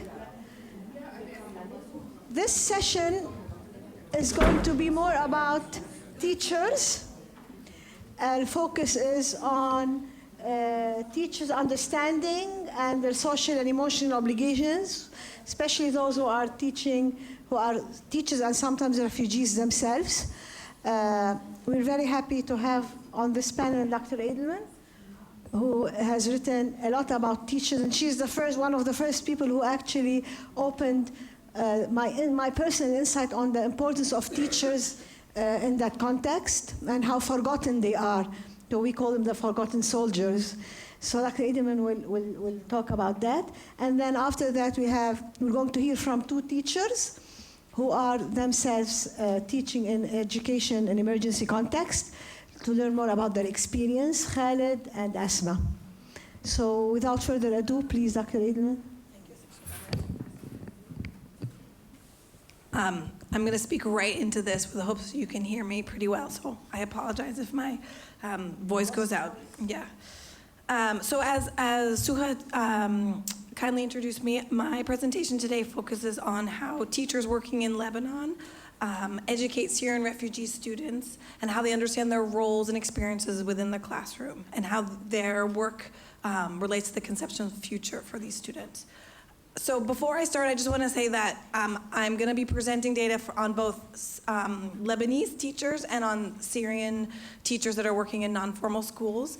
And the purpose of this work and this presentation is not to be comparing Lebanese to Syrian, and is not to be comparing formal to non-formal. It's very hard to bring a conversation with these two different actors together without it seeming like a comparison. But I just want to encourage an open mind that I'm just trying to present data that I gathered that was really looking at the experiences of these teachers, which are in fact quite different as they're in different systems. So when asked how he reflected on the future of his refugee students, Maher, who was then a teacher at a non-formal school here in Lebanon and a Syrian refugee himself, he answered, "The future is foggy when it comes to the education of Syrian students." It was on account of his concern for Syrian refugee learners' murky future that Maher left his better-paying job at a private institution here in Lebanon, taking a significant pay cut to instead teach at a non-formal school for Syrian refugee students. Students who he believed faced considerable challenges in succeeding with their education and really moving forward toward a more productive future. We know that teachers like Maher are powerfully important when it comes to the educational success of students in conflict and in settings of conflict and violence. In fact, the role outlined for teachers working in conflict is really significant, as teachers are expected to meet both their traditional duties that we know happen on a daily basis in a classroom, as well as a whole host of additional obligations. In stable contexts, teachers are already expected to do a lot in a classroom. So for example, teachers' obligations include promoting students' cognitive development, their academic knowledge, as well as teaching children social skills and helping them develop really pro-social behaviors. Teachers are expected to help children learn to manage their emotions and to develop self-esteem, and to foster positive relationships with students, as these relationships are really superbly important and impact students' abilities to continue relating and building relationships with adults. In settings of conflict and displacement, a whole host of additional obligations are layered onto teachers. Teachers are expected to ensure safe learning environments that protect students physically and restore a sense of normalcy into students' lives. Teachers should support students' emotional healing for, by example, moderating stress and cultivating deep, nurturing relationships. Teachers should foster a positive vision for students and help a positive vision for the future for students and help students remain hopeful that their time will indeed improve. Teachers are also expected to promote social cohesion in societies that are often divided by conflict or violence, for example, by imparting skills that are related to peace development. They're also seen as key actors in supporting refugees and displaced students' integration into new communities. So these are an immense number of expectations, and I have just given a very brief overview of some of the few things that we think teachers are doing in these settings. And across settings, when teachers are successful in meeting these obligations within classrooms, it serves to open up future possibilities for students by preparing them to be successful members of society. Yet at the same time, the type of future that teachers imagine for their students can itself shape how teachers approach their obligations and what messages and meaning they place on their teaching. Much of the argument for providing education for students displaced in conflict is based on the assumption that teachers can meet all of these obligations that I've outlined, plus so many more. Yet we really know very little about how teachers work in these settings, what their experiences are, and how they understand their own roles and responsibilities toward their students. So for this research study, I was really interested in how Syrian and Lebanese teachers understood their academic, social, and emotional obligations towards their refugee students in their classrooms, as well as how these understandings relate to teachers' conceptions of the future for the refugee students, which, as Maher said, can sometimes be quite foggy. To develop this research, I collected data over a 3-year time period, the majority of which was between the 2015-2016 school year. And I was in schools in both Beirut and the Bekaa, where, of course, there's the highest population of Syrian refugee students. 3 of the schools in my sample were public schools that had provided me permission to collect data, and 4 of them were non-formal schools. As most of you may know, that in public schools, there's both a morning and an afternoon shift, although the majority of Syrians are encouraged or pushed into attending into the afternoons. All of the teachers are Lebanese. students are provided certification for their studies, and the curriculum is a Lebanese curriculum. In the afternoon, it's very limited. In the morning, they have additional courses like art or sports, and in the afternoon is for what's given to the Syrian refugee students is only the very basic education. The non-formal schools I chose for my sample, I'm saying non-formal schools, and I use the word school because where I was going really looked and felt and was structured like a school. It wasn't a learning center. It focused on education of students and had built a structure around the idea that students were moving through a school system with the idea that they would continue on either in that system itself or would go on into the public school. In these schools, they were for Syrian students only, and the vast majority of the teachers were Syrian refugees. The students did not receive a ministry certification for their studies, but the teachers were focused on using the Lebanese curriculum, Lebanese textbooks, and the subjects they were following were the same as being offered in the second shift, if not more than some of the subjects they were offering in the first shift. They were also integrated into the non-formal schools. So I visited each of these schools on a weekly basis for over a year. So I went to every single school for each week, and I spent about a full day on site conducting classroom and school observations and interviews with teachers and school leaders. I also interviewed international and national stakeholders that were working in refugee education policies in Lebanon and attended various meetings, presentations, and events that were hosted by these groups.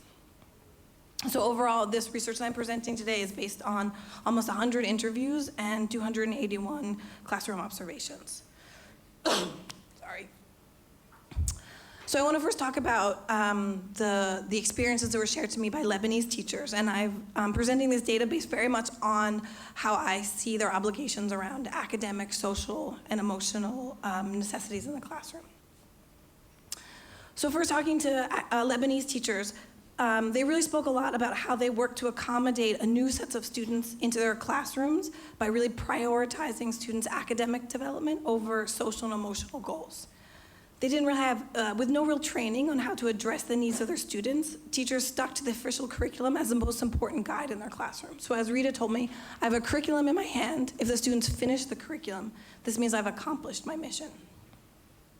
However, Lebanese teachers often express frustration with students' very slow academic progress, especially as they themselves had received no training to address the myriad of problems in their classrooms, many of which were related to students' experiences as refugees. So as Farah recounted, I feel like I'm swimming in the ocean by myself. No one will help me. No one wants to help me. And here she's referring to not only her principal, who could not offer her any particular support with the students in her classroom, but also any training or anything that she had gotten outside of the school to be able to help her students that she was quite invested in. Yeah.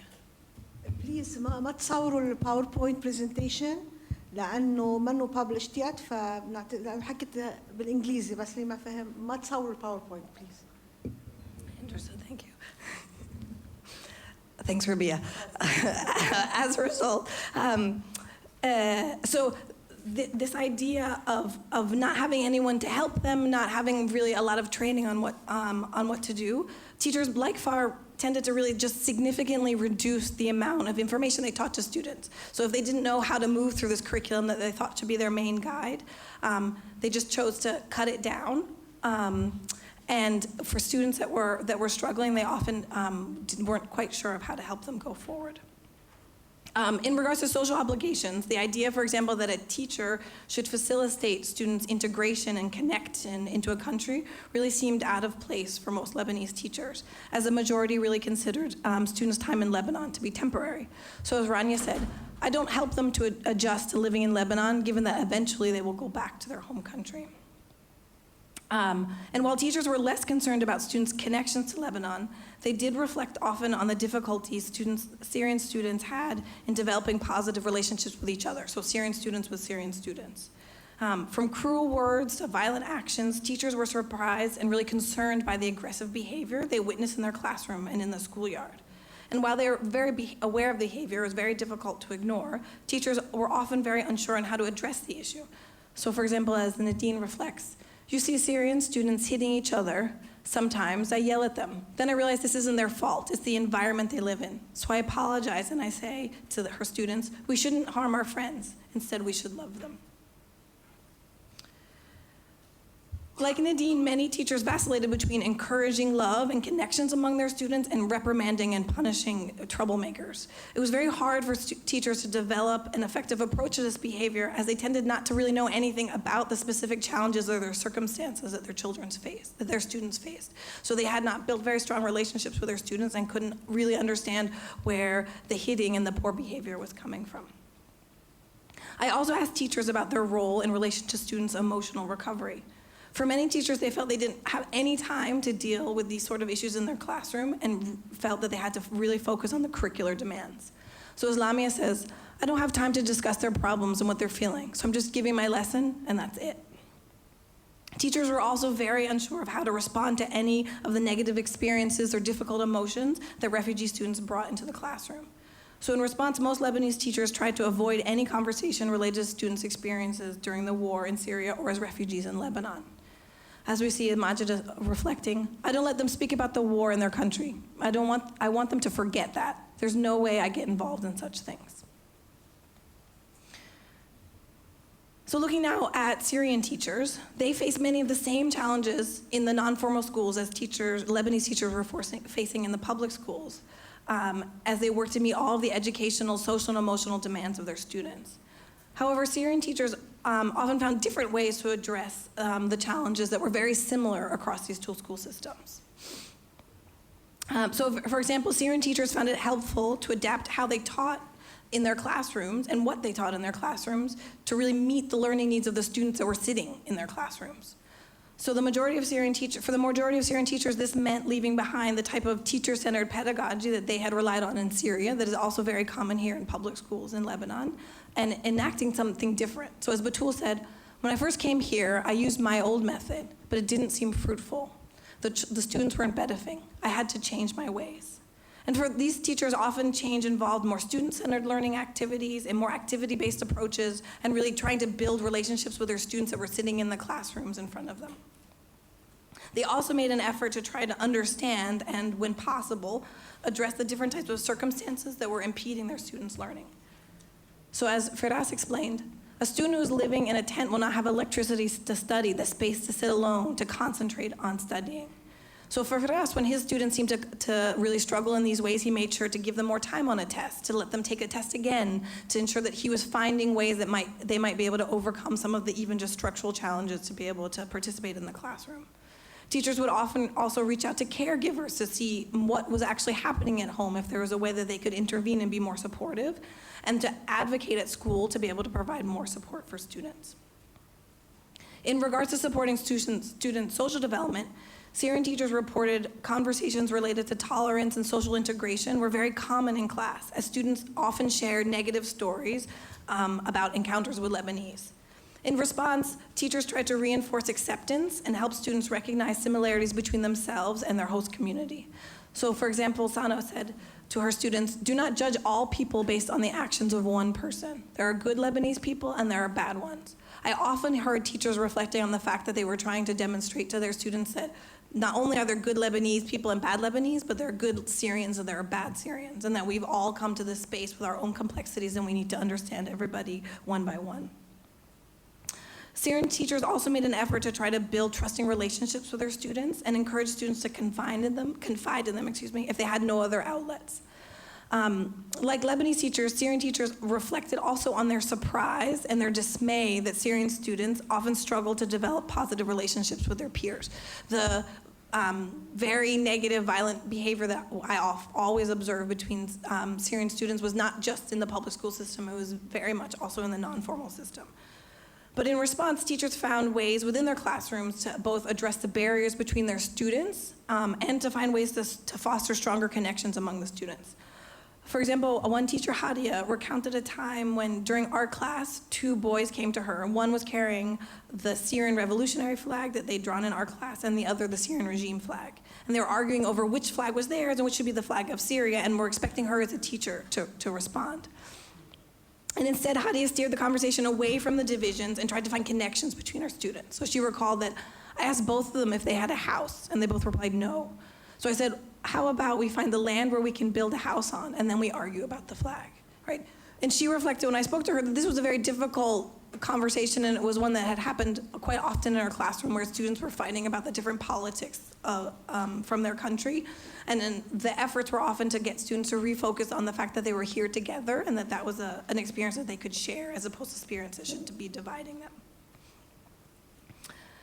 For Syrian teachers, developing strong relationships was also important as an avenue for providing students emotional support, an obligation that almost all Syrian teachers believed was within their job description, although many of them felt that they had not been trained on it. Teachers often drew on their own experiences to help guide their students and to support them. For example, when students would talk about their homes being destroyed, Fadi would say, "My house was bombed as well." I try to show them that we share the same pain, but I show them that we are trying to be strong and that we're trying to continue living. However, teachers often spoke of feeling unsure of the right response in moments like these, fearful that their words could actually cause greater harm than good.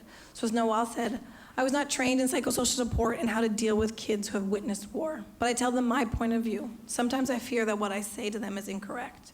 And teachers often reflected with me that while it was easy for them to share their own experiences back with their students, and these were young students, that they weren't sure if that was actually the correct response. And although it might connect the two of them together in a bond, it might actually not be the right response to helping students through the emotions that they were feeling. So the differences in how we see Lebanese and Syrian teachers conceiving of the future for their students is really mirrored in part in how these differences that we see in their feelings of obligations for supporting academic and social and emotional support for their students. So in line with really their focus on academic content that we saw throughout the Lebanese teachers' approach to their students, and this idea that they really needed to follow the curriculum, Lebanese teachers, when I spoke to them about the future, how they imagined the future for their students, they really tended to frame that future in relation to students' just academic progress, right? So as Lamia says, when she thinks about the future, she just thinks it's grade 2, it's grade 3, it's grade 4, it's grade 5. Rana thought, for example, that some of her Syrian students would become something, but that 3/4 of them, I feel, will not, she says, due to, as she describes, their very weak performance in her grade 3 classroom. Teachers often express the belief that refugee students who are bright, who worked hard, and had support from their families would, as Rana described here, become something, while those who struggled would end up out of school and out of a future. And there really seemed to be little acknowledgement of teachers' own responsibility in that process of becoming something. And instead, teachers really placed the responsibility of building a positive future squarely on the shoulders of their students. And when Lebanese teachers did have some sort of long-term vision that they imagined for their students, the picture they most often conjured was one of uncertainty, both about what the future would hold as well as what the future would, where the future would unfold. So Layla, for example, believed that unless her Syrian students go somewhere else, they will not have a good future. They can achieve a better future outside of Lebanon, yet I think there's no future for them in Syria. And I will just point out that as I was working in public schools, that while this was a note particularly for refugee students, it was also a note and a belief that their students felt sometimes for their Lebanese students as well. That here in Lebanon, things were so complicated that the education they are being provided may not be a road to a future in their own country. Syrian teachers communicated a very strong feeling of responsibility for the future of their students, as well as a real need to help their students imagine a life beyond their current existence as refugees. So Syrian teachers actively use the promise of a better future to try to motivate their students and keep them in school and keep them continuing, as well as helping them build a sense of hope and possibility for the future and in their lives. And as Abira says here, I'm sure that to our students, she would say, I'm sure that one day you will have a house. So keep this goal with you. To achieve it, you must be educated. Your education is your weapon. So despite being in a very complicated school system with maybe not all of the resources, there was still this very strong belief that what you're doing and the time you're investing here is going to get you somewhere in the future. And even though Syrian teachers also struggle to imagine where the future of their students would unfold, they tried to use this uncertainty as a way to give purpose to students' education. So as Noor explains, I assure the students that they are successful over here, that's it, here in Lebanon, then they will be successful wherever they go. In addition, for Syrian teachers, imagining a bright future for their students also meant imagining a bright future for themselves, because in fact, the majority of the refugee students were being taught by refugee teachers themselves. So as Hala describes, I want my students to become important people so that we can rebuild Syria. Our goal is that we are going back and there's hope to rebuild Syria. Through this analysis, we can see how Lebanese teachers really tend to prioritize academics as they manage with very limited time and extremely limited support in the public school system. For these teachers, this focus on academic progress as the real purpose for education also really framed their thinking in regards to students' futures. So students who worked hard had a future within the education system, and those that were lucky would find a future somewhere outside of Lebanon. Syrian teachers themselves felt compelled to address students' social and emotional needs alongside their academic goals, even when they might not always felt as teachers prepared to support them in these ways. And these teachers felt a real responsibility for fostering hope in the future, as well as helping their students to imagine a more secure and more productive possibilities, a message that was often not only aimed at the students, but at themselves as well. So just thinking quickly about some broader implications from this work. I think first we see how teachers' perceptions of the future for their refugees can have a strong relationship to the instructional practices and the educational priorities they set within their classrooms. In this way, the perceptions that teachers build of their students' future, be it pessimistic or optimistic or foggy, as we heard Maher reflecting on, can have clear implications on refugee students' pathways to success. Next, we see that national and refugee teachers bring very different personal and professional skill sets to the classroom. So in the integration model for refugee education that's favored globally, refugee teachers are often prohibited from teaching in national schools. And as a result, the skills that these teachers often offer and bring to the classroom become untapped resources in many settings. And it's really important to take stock of those skills and find ways for refugee teachers to really complement or support the work of national teachers, as both groups are really working hard to be able to provide an education in a very complicated set of challenges.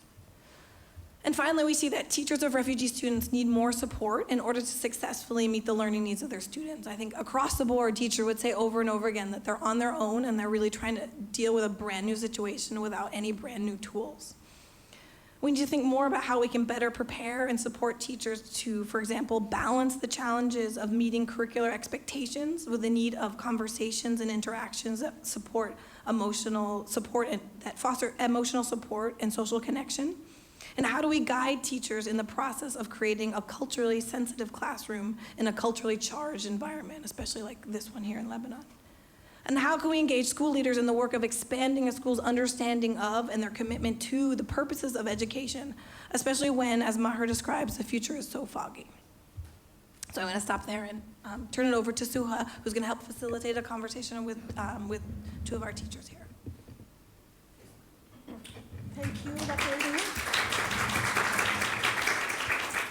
Thank you very much. I'd like to now we'll open the floor for questions at the end.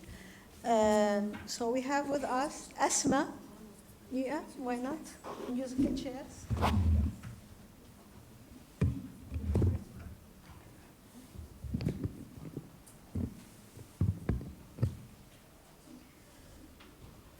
So because this paper was about teachers and the importance of teachers, we spoke about their motivations, their challenges, the future of teachers and students that they teach. The questions are going to be around these basic headlines, okay?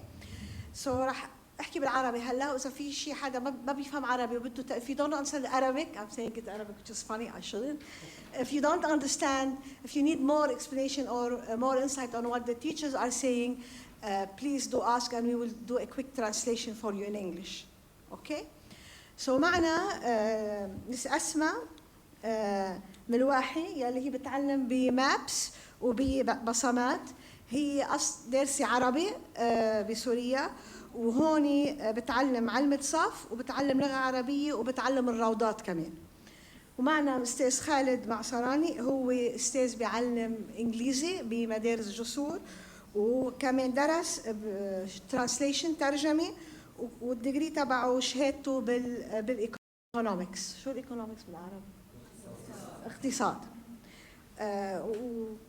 أسماء صار لها بلبنان 7 سنين، خالد صار له بلبنان تقريبا 6 سنين.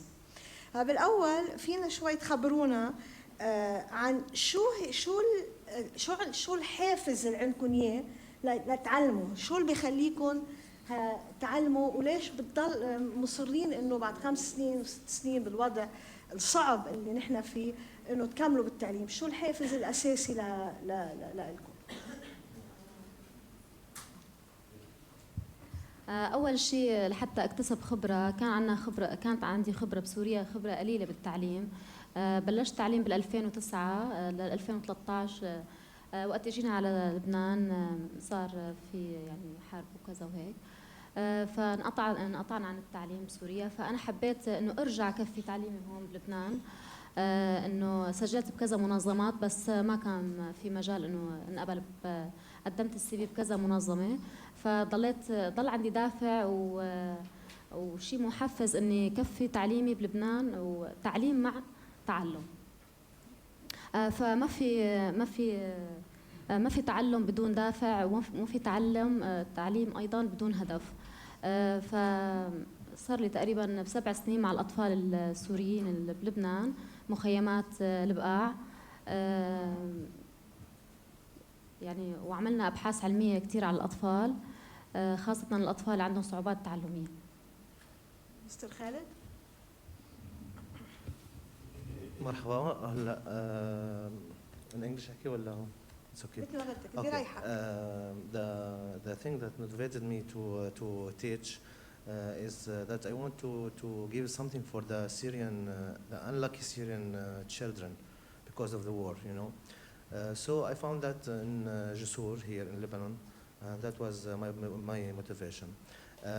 The second point is going back to what Mrs. Maha said before, her note about the education for the refugees is still not free, total.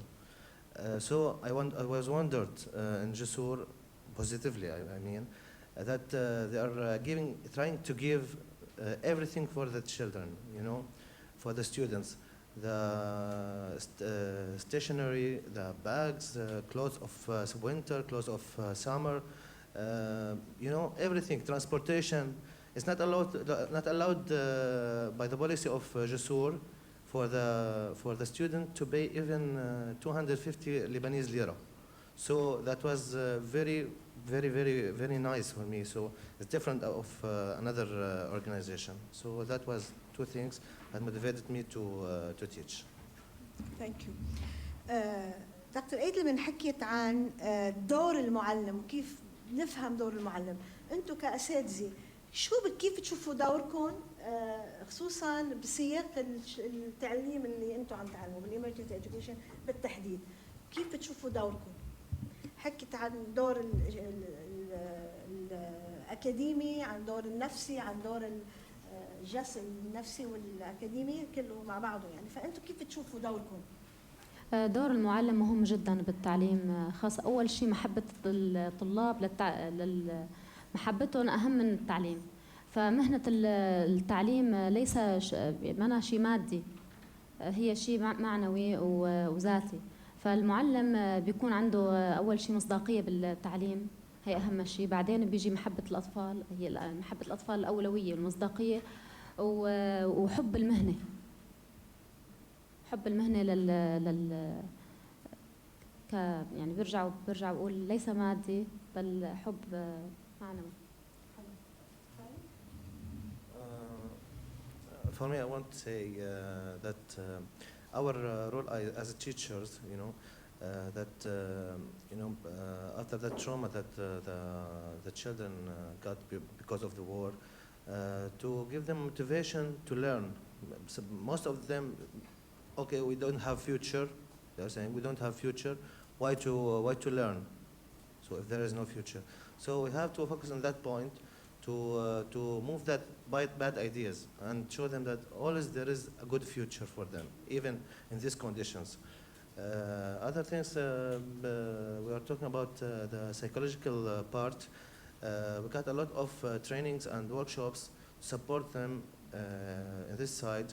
but still we are trying our best, you know, but still have specialized people in Jessur to focus on that part, you know. We have doctors and they're working with us always this part. You know, sometimes we have, as Ms. Asma said, to make children make, you know, like a family relationship with the children. For us, we have children who lost their parents. They are coming to us. We are considering you my father or my mother for the miss who is teaching them. And when you reach this point as a teacher, I think you got the highest level in the relationship between the teacher and the student. Thank you. شو أهم التحديات اللي بتواجهكم بالتعليم بسياق التعليم بحالات الطوارئ؟ شو أهم التحديات؟ وبركي فرض مرة بنحكي على السريع كمان بعد التحدي، شو عملتوا تحلوا هالتحديات؟ تلاقوا لها حلول؟ هلا في تحديات كثير واجهناها. أول شيء هو عدم الاستقرار الأطفال بالمخيمات. ففي أطفال كثير بتتنقل من مخيمات لمخيمات، ما في استقرار وما في أمان. هي وفي حالات فقر كثير بالمخيمات. فنحن واجهنا كثير هي المشاكل. يعني حتى الحقيبة المدرسية عند الأطفال وفرنا لهم إياها بالمدارس. مابس، منظمة مابس وفرت للطلاب أول شيء يعني صداقة المعلم مع التلميذ هي اللي بتخلي الطالب يتعلق بالمدرسة. فهو صح لهم كثير مدارس بغير مدارس رسمية، فهن ما قبلوا انه يروحوا على المدارس الرسمية حبا وتعلقا بالمنظمة تبعنا. والمدارس اللي عم ندرس فيها نحن ظروفها كثير صعبة، كرفانات والأرضية يعني بحص. والرواتب كانت عنا كثير قليلة والدعم كثير خفيف. فنحن واجهنا هذا الشيء بالعزم والإصرار والإرادة ومحبتنا للأطفال. يعني نحن ضل فترة يعني منيحة إنه انقطع التعليم عن الأطفال وما كان في رواتب للأساتذة، فنحن تابعنا هالشيء وأصرينا بالقوة بالعزيمة وتحدينا هذا الشيء. Okay, the most challenges we are facing, first thing I can say, the dropout of children of students from the schools, especially at the time of you know what you call this, planting, farming, you know, working in the farms, especially their parents taking them to work in the farms. Okay. Other thing, we have the differentiation in teaching, because I don't know, we don't have grades, we have levels. For example, we have students join the school and they are maybe 10 years old, but they didn't catch even the pencil before. They don't know how to catch the pencil or write one letter. So we are working in them from zero. And our job is to make them able to reach and join the public schools, okay, and not lose more years from their age, and not only to join the public school, to join the public school and continue successfully in it. So these are also beside the culture of and backgrounds of the parents. Some of the parents also, we don't want our children saying we don't want our children to learn. It's enough to learn how to read a little bit or write a little bit, learn how to calculate numbers, and after that I'll send them to the work. So that are most of the challenges we have. About the solutions, we try to work with the parents first, the communication with them, how to find a solution. The school or the organization is offering or providing everything for your child. So you have also to do your part, okay?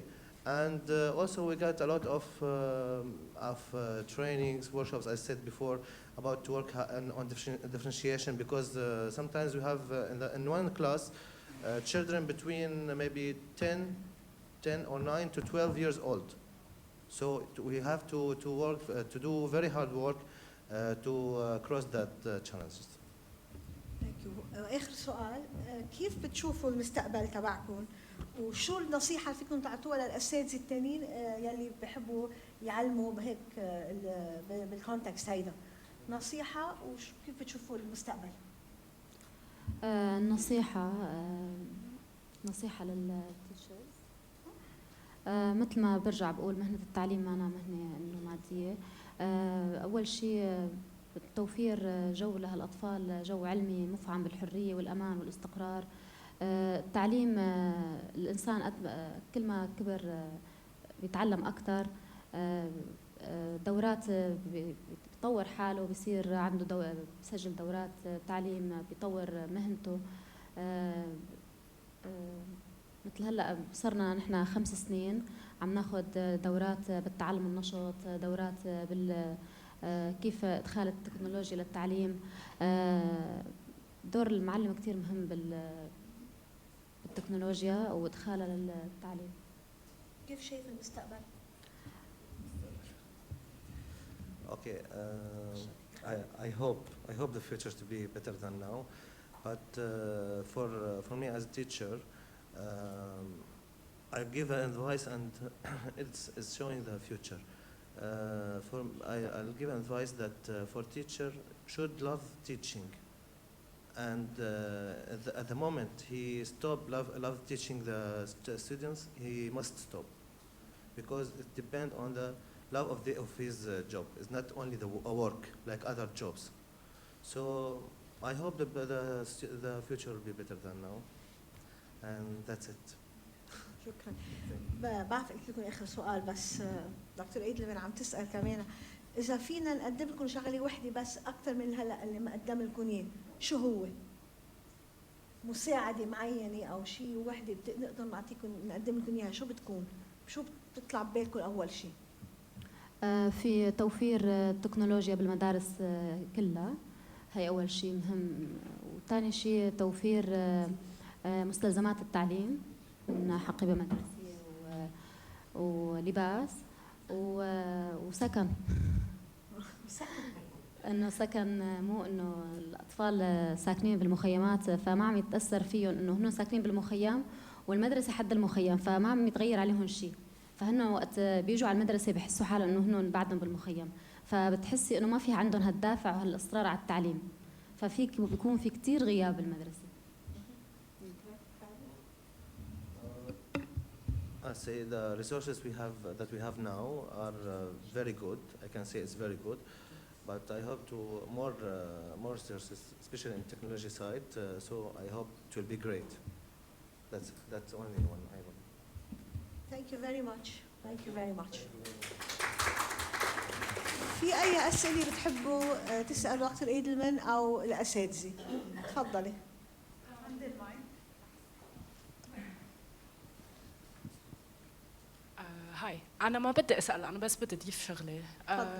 حسب ملاحظتي أنا ما بدي أكون عم عمم، بس حسب ملاحظتي من خبرتي إنه أنا تعلمت بالمدرسة اللبنانية ومن خبرتي بمعرفة كذا أستاذ، الأساتذة اللبنانية دايماً عندهم فوكس على الكريكولم، كيف يخلص الكريكولم، ودايماً التايم فريم تبع التعليم هو معلق بالكريكولم، وهذا الشيء خاصه بالانستتيوشنال نوشن تبع، يعني مثلا مدير المدرسه بهمه انه المنهاج يخلص بالوقت، فهذا الشيء بيقلل من قيمه التواصل بالمدرسه، بيقلل من قيمه اذا الولد عم يتعلم او لا، وحتى بيقلل من قيمه الانتراكشن بالصف. بس هيدا الشيء اللي كنت بدي ازيده. صحيح، مزبوط.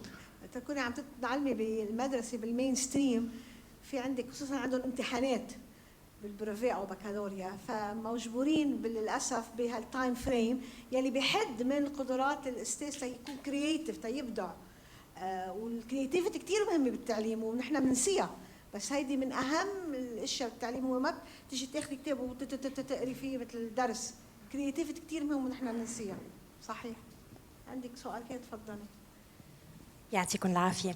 أنا كنت حابة أسألك حضرتك، أنت كنت عم بتقول إنه في تلاميذ، يعني حتى أنا عندي كمان خبرة مع تلاميذي، نحن عندنا learning center ببشمزين. So في عنا تلاميذ تبعوا الببليك سكولز يلي هن morning shift and afternoon shift بيجوا لعنا. We tutor them, we help them with their homework. We try our best to enforce them باللانجويج مثل الفرنش وبالمات وبالساينس. So في شيء انه في عنا تلاميذ هن جريد 1 and 2 بس ما بيعرفوا يكتبوا ولا يعرفوا بيقروا. So نحن هلا we are trying to make a summer school. يا هل ترى بتنصحنا نعمل سمر سكول لهم على القليل شي شهر ونص بالصيفيه؟ وشو بدنا نستعمل؟ نستعمل كايو دو فاكونس تبع المدارس الببليك سكولز ولا نحن لازم نعمل المنهج تبعنا؟ او اذا انتم عندكم منهج تقدروا تساعدونا فيه لهدول التلاميذ يلي هن اوريدي بالجريد 1 وال2 وال3 يلي هن the most children that they are vulnerable. ايه انه ما بيعرفوا يكتبوا ويقروا بتاتا. بس في عندي من الاربعه والخمسه والسته they are quite okay. بس هيدوليكي ابدا يعني ابدا ما بيعرفوا وكثير we are facing difficulty with them حتى نعلمهم ونحن we need to help them. So please I would like you to advise how can we do to help them. Thank you. Thank you. Welcome. Okay. نحن عندنا بمنظمتنا ما سألت عن الموضوع هذا صار في فرصه هذا ان نذكر الموضوع. نحن عندنا بعد ما طلابنا بيطلعوا على الببليك سكولز عندنا شيء اسمه الهوم ورك كلاب بنعمل لهم اياه جمعه واحد. اوكي هذا لحتى نساعدهم بالفروضه تبعيتهم الشيء اللي مش فهمانينه. حتى عندنا نحن في شيء اسمه سمر كامب. اوكي هو انشطه على تعليم مع بعض يعني. اوكي بالنسبه لسؤالك انه اذا في شيء ممكن نحن نتبع مثلا المنهج نفسه مشان نقويهم خصوصا بالنسبه للصف الاول الثاني الثالث انه الطلاب ما بيعرفوا شيء. هلا هدول نحن بدنا ناسسهم منا مضطرين انه نتبع المنهج. هن اساسا لو مشوا على لو استفادوا المنهج اساسا كانوا تعلموا كانوا وصلوا انه يعرفوا يقروا ويكتبوا. معناتها هن بدهم شيء مختلف. نحن بدنا نشتغل عليهم بطريقه مختلفه او ممكن طريقه غلط كانوا عم يتعلموا فيها. اوكي استراتيجيز غلط. ممكن المنهج كله صعب عليهم ممكن نبسط لهم اياه نلاقي لهم طريقه انه نوصل لهم اياه. اوكي بس بعتقد لا انه اذا حطينا شيء افكار من عنا افكار من عنا مشان نوصل لهم الشيء اللي هن ناقصهم ونوصل لهم يعرفوا يقروا ويكتبوا ويصيروا اقوى افضل بيكون. بالنسبه للصفوف الاعلى رابع خامس سادس بيكون يعني ممكن يكون سبورتنج اكثر. اوكي ما هن وصلوا لمرحله انه كويسين بس بدهم دعم اكثر. اوكي و بعتقد انه كل واحد لازم يخصص الشيء اللي بيناسب طلابه. اوكي يعني از مسز سهاب بتقول عندها شغله هاي بتقول للتيتشرز كلياتهم you are the king or the queen of your class. اوكي سو الشيء اللي على الورق البلان شيء. اوكي وانه نلحق المنهج بس هاي شيء والشيء على الواقع شيء ثاني. هذا يعني مثل السنه مثلا نحن تاخرنا نقول 15 يوم او اكثر 20 يوم بسبب الطقس والعواصف خصوصا منطقه البقاع. ما كان في دوام ما فينا نحن نجبر الطالب يعني مثل ما قالت المس هون انه مثلا هي جابت مثال اعلى. هاي انا بعرف حدا من قرايبيني طالب مدرسه خاصه لبنانيه هو جريد 3 طلب مني بيو اني اعلمه من يومين ساينس. تخيل انه جريد 3 عاطينه بدرس واحد 16 صفحه بس مشان يلحقوا انه اينشتاين ما بياخذ 16 صفحه بيوم واحد. اوكي فهاي الفكره. ثانك يو. هلا بالنسبه للروضات انا علمت روضات وصف اول وثاني وثالث. فبلشت معهم باللعب علمهم ولعبهم. وقت كنا ناخذ حرف او درس كنت جيب لهم فيديو وصور وطلعوا لبرا نشاط لا صفي فوقت يلعبوا يتعلموا. اكثر شيء كنا نعمل حلقات وينطوا على الاقماع فكان يتعلموا الاحرف بالطحين بالعدس برمل البحر. كان كثير يتعلموا.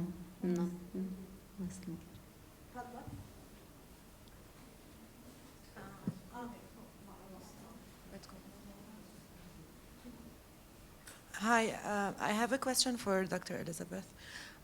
I was wondering, did you have the chance to also look at why do Lebanese teachers have this perception of the future for the Syrian refugee students? Because knowing that they're too overwhelmed teachers in Lebanese public schools are teaching morning, afternoon. They're not supported by, in terms of training, etc., by the government. So, yeah. Thank you for the question. I think what I think is a very interesting different model of the non-formal school versus the Lebanese schools, that in most of the non-formal schools I visited, you had a homeroom teacher that organize the majority of the classes, and in Lebanese schools they follow the Lebanese school system, which is you teach Arabic, and so you move around to all these classes in Arabic, right? So not only were they teaching in the morning, in the afternoon, but they had like 150 students, which I have a hard time remembering 10 names in a day. They had to remember, often they were seeing all 150 students in a day, right? So they have a lot on their plate. And I also think that they're working in a system, which is the public school system, which has been so, for so long, ignored and pushed under the rug in Lebanon itself. So the messages about public schools and the kids that go to public school are that unless you're going to a couple of actually very well-performing public schools in Lebanon, that your future isn't that great anyway. So you have teachers that are working in a system that are already oriented towards a type of student that, as Maha was talking about, aren't actually that different now. They're refugees, so they have a whole more set of challenges, but in some ways they're similar in that they're coming from often poor backgrounds and more complicated backgrounds. So the teachers are often seeing them in the same way.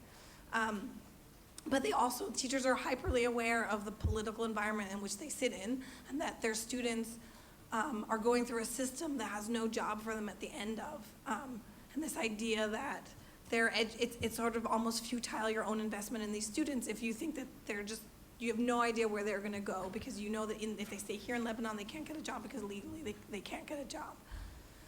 So I think they're trapped in this idea of like, I cannot possibly imagine how they're going to overcome all of these challenges. And so instead I'm just going to focus on what my role as a teacher, which is to teach them these lectures in Arabic right now and not think outside the box, because no one has really helped me think outside the box, and I can't really imagine what that might be.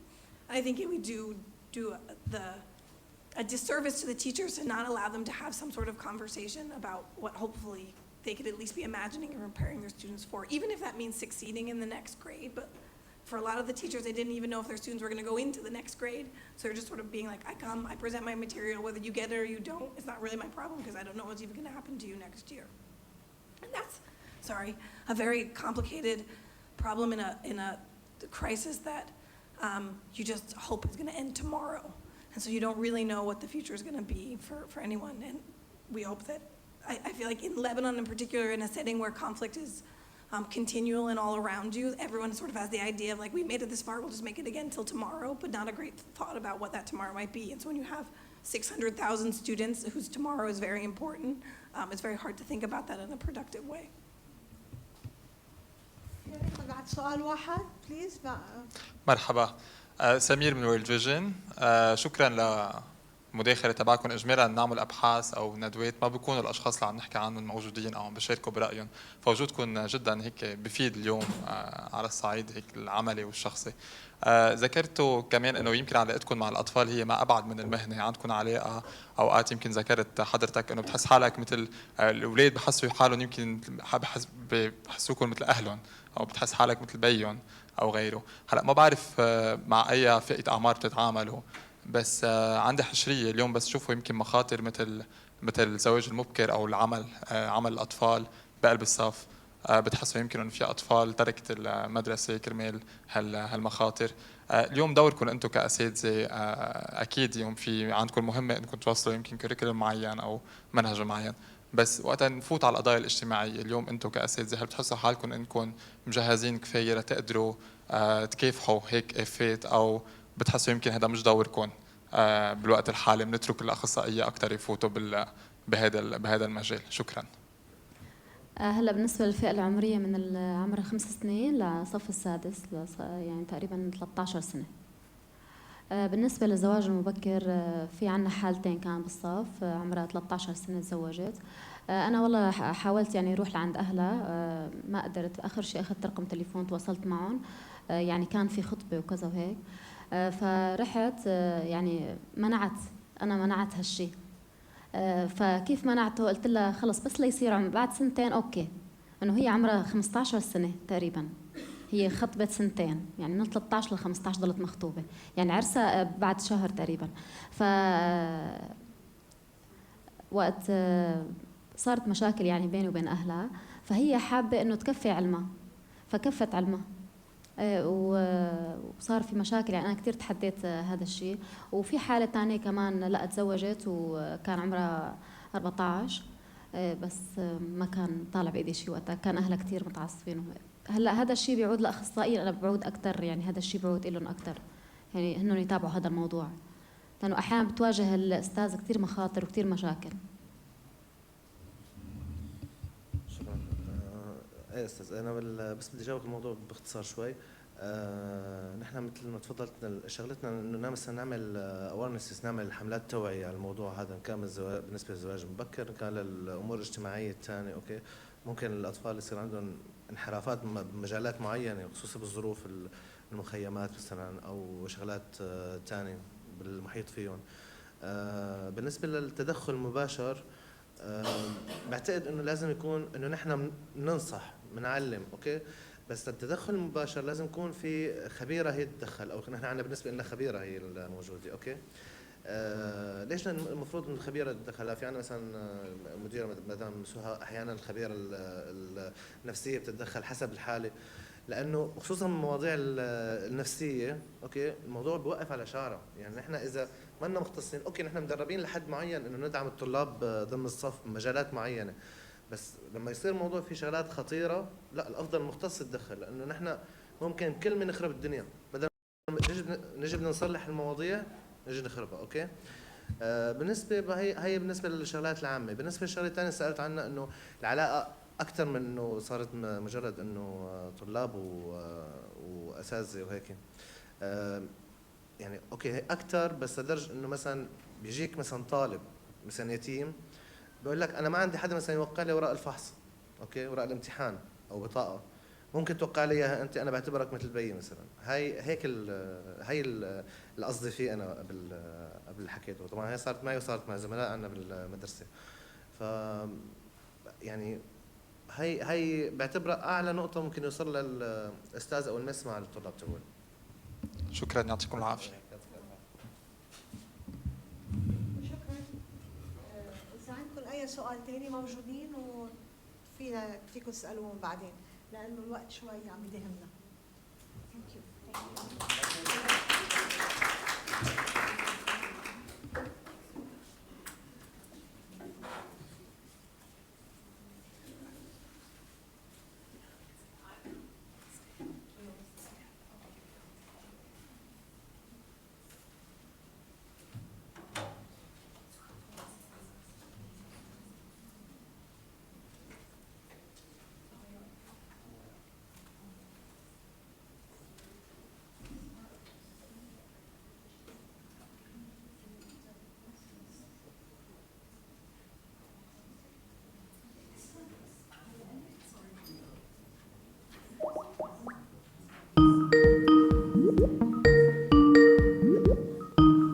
The person whom you're trying is currently unavailable.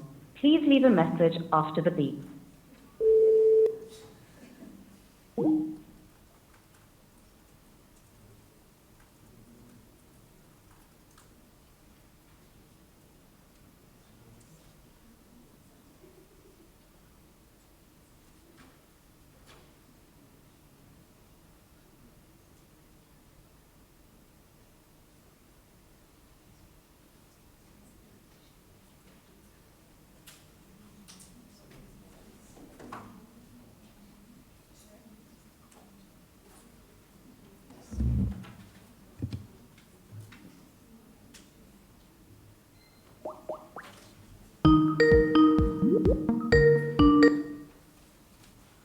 Hello.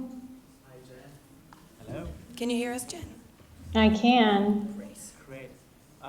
All right, so welcome to our last panel for today's workshop.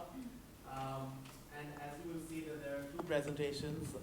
One, which is Jen Steele's presentation, who is a consultant and was hired by Integrity to do this work that she's going to be sharing about schools inside Syria and what is going on inside with schools in the country.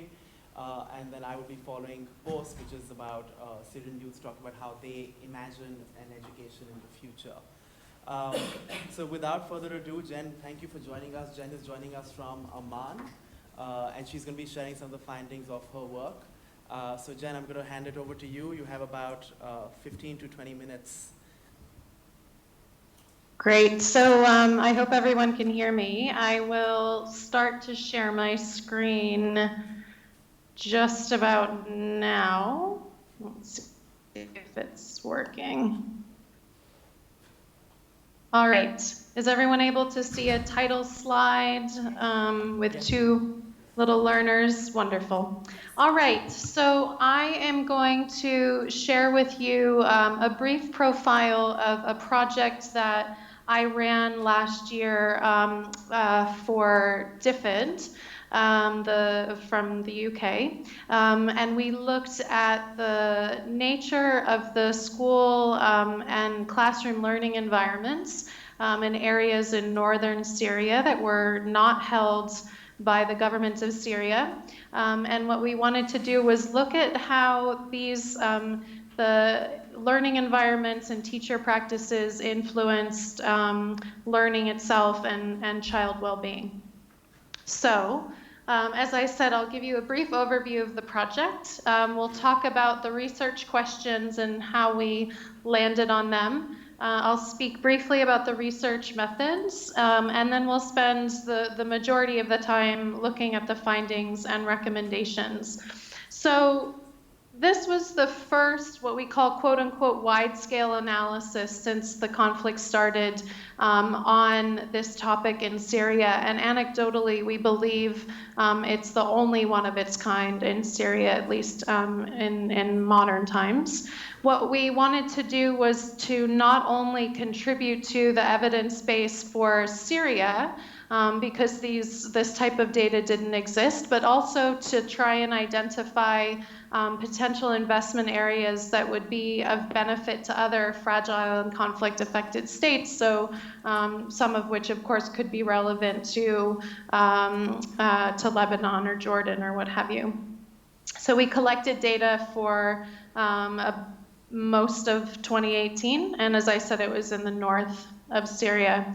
So when DFID put out their terms of reference, they had a good kind of dozen questions that they wanted to have us consider answering. And what we did is we spoke to around 250 stakeholders from the regional level. So you may be familiar, of course, with Vidor and Elizabeth's colleague Sarah, who I think spoke at the start of the sessions today. So from the global level down to the village level in Syria, with key stakeholders that we identified to ask through a policy lens, through an implementer lens, through an academic lens, what were really the most critical questions that we needed to ask out of these dozen or so that were put forward. And so that's how we ended up focusing on teacher practices and behaviors, the nature of the school environment, and then correlations between what would become a new data set from these first two questions and existing data sets around actual learning outcomes and well-being profiles that other researchers and implementing agencies had developed in mainly 2017 and 2018. So we wanted to compare those data sets and look at correlations between outcomes and well-being profiles and the nature of the learning environment. And then we were also asked to look for examples of best practice, or if those examples didn't necessarily exist, which we were afraid would be the case, how feasible would some of these best practices that we know of from the literature and from programming. And we looked through 7 lenses, I would call them, of best practice. So ranging from the most appropriate means for supporting continuous professional development in conflict-affected areas to the use of information and communication technology. So How did we do this? At the time that we were preparing the study and then at the time of data collection, it was a highly volatile environment with quite a bit of insecurity and what we call changing zones of control. So there's quite a bit on the security side that we had to consider. But we also wanted to balance that awareness of the contextual realities and the real-time information that we were taking through our enumerators and our data sources, with also making sure that we had a really sound theoretical framework and we had really engaged stakeholders. So we did a desk review that included academic literature, but also included real-time reports from implementing partners. I mentioned we did a stakeholder mapping, so we looked at around 350 people. I said we spoke to around 250 of them. We did a series of design workshops in Turkey and in Jordan at a few points in the design process to make sure that we were sense checking our progress and our theoretical framework, and that as we developed our methodological framework, we were really well connected to people who were on the ground in these areas and had been there for a while implementing. So as I mentioned, security and context analysis was a critical daily activity for our team. That translated into contingency planning from the really big questions, like what happens if Daraa and Quneitra fall, which they did, to the kind of minutia of how do we manage our site selection and targeting if a village is unsafe one day or safe the next, or vice versa.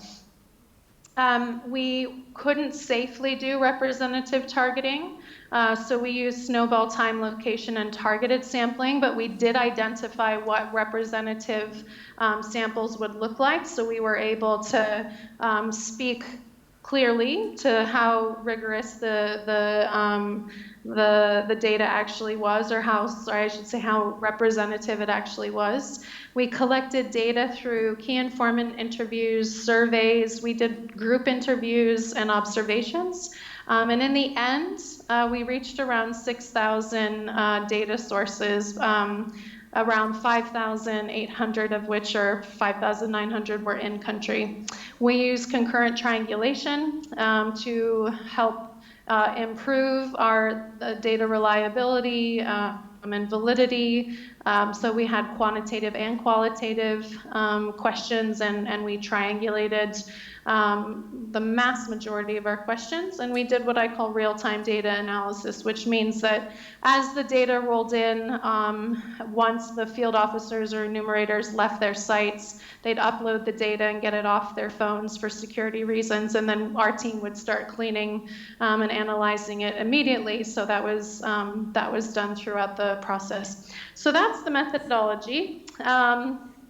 In terms of our reach, this is the breakdown. Because our focus was so heavy on teacher profiles, identity, practices, and behaviors, you'll see that they were a large percentage of our data sources. The others category includes education authority representatives, local council members, school administrators, and INGO representatives. So I think it's important to talk briefly about the geographic targeting. So if you look at the map on the left, the blue dots are, according to OCHA, people in need concentrations, and the darker the dot, the greater the concentration, or the greater the acuteness of need. If you look then in the northern part of the country, we weren't able to access the southern part because it fell to the government. But in the north, around 60% of IDPs are in that area where we collected data. It's also an area where the greatest concentration of attacks on schools happens. And as you can see, there are high concentrations of acute populations in need. So that gives you a brief idea of the nature of the populations we were speaking to. So I will move into our findings and recommendations, and I'll go by each of those 4 questions that I mentioned we used to frame the study. So, of course, I'm only able to give you some examples of our findings. Our final report was a few hundred pages of detail. So I'm trying to give you some indicative examples of what we found. And I'm trying to focus on the positive because unfortunately there's also, for the most part, some very difficult findings. But we will highlight what we found as well that was positive. So in terms of teaching practices and behaviors, we found that teachers have very high self-efficacy rates. And this is something that we see as an opportunity to capture and celebrate these rates. Now, what's interesting is that we did find first that the majority of teachers, around 60% or so, are new to the teaching profession and started teaching after the conflict started. Roughly half for intrinsic kind of purposes, and the other had more extrinsic motivation, meaning that some really wanted to be engaged in teaching and had a passion for helping children, and the other half was largely because they didn't have any other income generating opportunities. They also, for the most part, did not have any formal training. The majority of them had access to very short-term in-service training, but no pre-service training. The majority of male teachers had much higher self-efficacy rates than female teachers, but when we saw them in the classroom under observation, consistently male teachers underperformed in contrast to female teachers. So there's also something there to consider in terms of how to harness some of these high self-efficacy rates. We also found that teachers in Idlib tended to perform better than those in Aleppo, so there were also regional considerations. Something else that was interesting for us is that we found that, again, under observation and when asked, teachers were very open to and could understand or were able to articulate participatory methods or child-focused or experiential learning methods. However, under observation and also through their own self-reports, it doesn't appear as though these types of practices are used in classrooms. And when we look at some of the other indicators, it's quite possible that even if that interest is there from the teachers, they don't have the physical space because of overcrowding, they don't have the materials, and frankly, they don't necessarily have the time to do anything but kind of rush through the curricular outline. So we saw essentially chalk and talk was the main methodology in the classroom.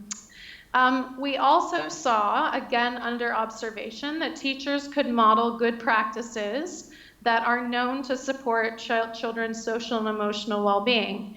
So under observation, they made these choices. But again, when we look at other indicators of what's happening when we're not there, when the field officers or enumerators were not in the classroom, we saw suggestions that there were issues around teacher violence being quite prevalent, common, and for an example, more children reported being afraid of their teachers across all of the regions that we assessed than were afraid of airstrikes. We also had 42% of children saying that there was some form of discrimination in their classroom. And when we looked at who was being discriminated against, we saw children with special needs, children who had who struggled learning, children who were displaced, etc., with a lot of, let's say, positive discrimination, unfortunately, for children who were politically connected or did very well in school. So we have circumstances where there's awareness of what good practices are, because as I mentioned, most teachers had an opportunity to be exposed for very, very short-term training, but that awareness did not necessarily translate into classroom practice. So our recommendations are to invest in continuous teacher professional development rather than one-off trainings, to use methods such as mentoring and coaching and peer learning networks. And then we identified from our data collection some very specific investment areas, and I'll just highlight a few. Both teachers and children reported that they struggled a lot more with math than they did with reading. So there's a need for support there.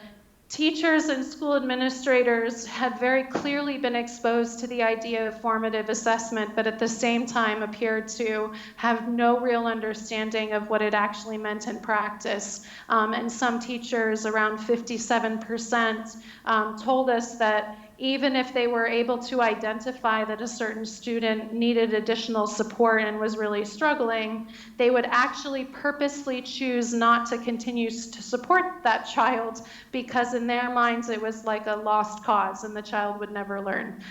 So there are issues there in terms of what you actually do with formative assessment and how to use it to support children. So a number of investment areas there. I'll move a little bit more quickly through the other questions. So the nature of the learning environment, as I said, we want to focus on the positives. So there is a mostly common curriculum across these different regions, and it is variations of the Government of Syria curriculum, which is largely acknowledged to be sound when you're looking at subjects such as math and Arabic and such. The historical elements are another topic of conversation. Teacher performance assessments are used, but as we understand, they're more from a compliance and supervision perspective rather than a professional development perspective. We saw very little screening of children for special needs or of teachers for issues in terms of how they engage with children. One of the biggest, and I would say more foundational issues was that the learning time available to children was less than 66% of the bare minimum required from the Opportunity to Learn Index. Very few opportunities for play, and another really big issue that came up time and again is that there's a really big disconnect between learning and well-being activities in the school and those in the home, where there appear to be attitudinal barriers, where parents don't necessarily see that they have a role to play in that. So we've made a series of recommendations to really invest in school administrators. This isn't something that we often see in programs. So to help them to establish and run these continuous teacher professional development systems, to do some integration work between displaced and local populations, and then a series of essentially knowledge, skill building, and attitude and behavioral change support for parents. So moving into the third question, the summary here is it's a bit complicated, but if you probably aren't surprised to know that the learning outcomes for children in literacy and numeracy are very, very, very poor. And this goes across four different organizational assessments over a period of a couple of years, and they all tell the same story, which is that children are barely performing at a grade 2 level across basic stage 1 and basic stage 2. And as I mentioned, we have major issues with teacher abuse, both physical and verbal, and we have, although improving rates of well-being in August of last year, we were still finding children, around 41% of them, to be in the borderline to abnormal well-being range when measured by the Strengths and Difficulties questionnaire or a derivative of it.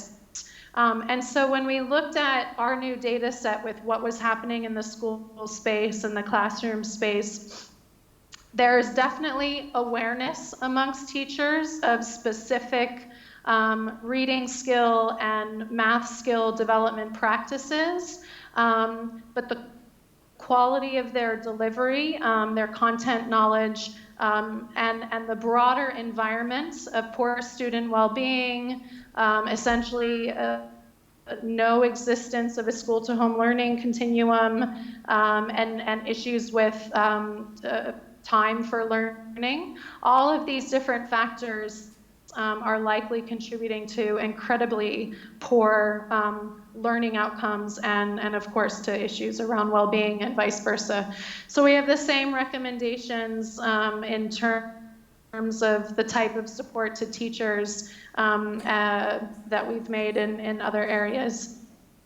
And I will be very brief on this last question, which was that of these 7 lenses that we looked through for best practices or the feasibility of their introduction in the area, for the most part, we found very, very low incidences of good practice, as I mentioned, when it comes to issues of formative assessment, existence of EMIS systems, use of ICT as a complementary tool for communication with parents or caregivers or delivery of content.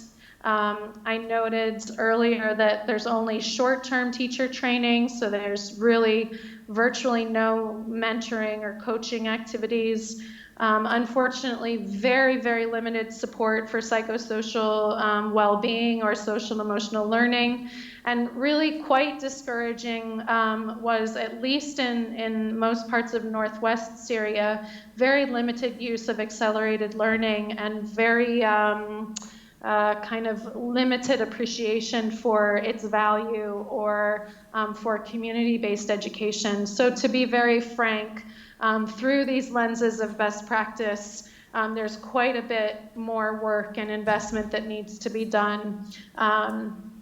And so we've made recommendations for even some very, very basic investments in supporting activities like accelerated learning.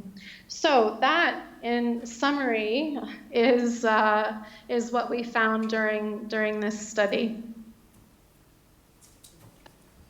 Great. Thank you. So I'm just going to present, and then if you could mute your speaker, that'd be great. I will. Okay. Thanks, you, Jen.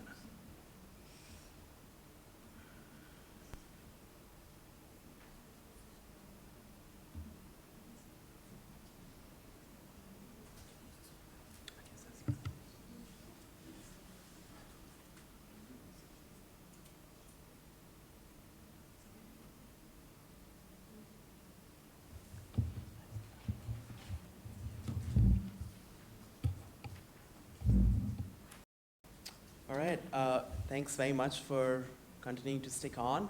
And I want to talk to you, we've spoken a lot about sort of younger kids and primary education. I want to talk a little bit about higher education and thinking about young people. So what does it mean to be 18, 21, 25 and be displaced and be thinking about these ideas of nationhood or of education and what is the role of sort of education and citizenship. So I'm going to talk to you a little bit about my work today. As we think of some just basic framing, I mean, a lot of our work in education, in refugee education, or even some of the donor proposals that come your way, or even, for example, scholarship applications, there's a fundamental premise, there's an assumption that is built into it that education in exile is eventually going to result in young people who are skilled, who are able to engage in some sort of post-conflict reconstruction and development. but there's little sort of looking at what are the mechanisms for that, or how does that happen, or why does that happen in the first place. And as we think about that, we rarely ever ask young people who are in exile themselves as to what is it that they seek, or what is it that they desire from their education, both in the present and in the future, and what should it allow them to do. And so this is really where I sort of situate my work in thinking about how are young people writing themselves into a nation state's narrative around education, both in the present and the future. So what are young people's imaginings of what should education look like for them, whether that be now in the present or whether that be in the future. So this work is based on field work that was undertaken in 2016, and some of which has continued now as well. But it was basically, and also this is it's a different kind of study, just to also show you the kind of nuances that we can get at with smaller samples, but that entail much more sort of intensive interviewing and relationship building. So this is over 50 interviews with 15 youth who are in the age group of 18 to 30, who are in the Mount Lebanon area and have either been enrolled in some form of university education, and not elite universities, but sort of thinking of your middle rung university or even the Lebanese university, and then thinking about how young people themselves are looking at these issues of identity construction, of who they are when displaced, and who is it that they seek to be and seek to become in the future, and what has changed over time. And that is, I think, the power of looking at some of these longitudinal examinations, and as Maha was pointing to today in the morning as well, of really thinking of what happens over time to a profile of refugee students and learners. That's my analytic strategy at the bottom of how I approach my analysis. I'm happy to say more about that in the question and answers. But let's move quickly into the findings. So one of the things that we do know, and we see resonance of this idea of unknowable futures, that like all sort of, I think, refugees across contexts, there is this sense of what is the future, or where is the future going to be. And so we see that echoed in Yasmin, who, for example, said, I think a lot of people will be back. I think that, but I don't know. Maybe I wish it. And then Nasser, who said, when the war ends, everything, in my opinion, will be fixed.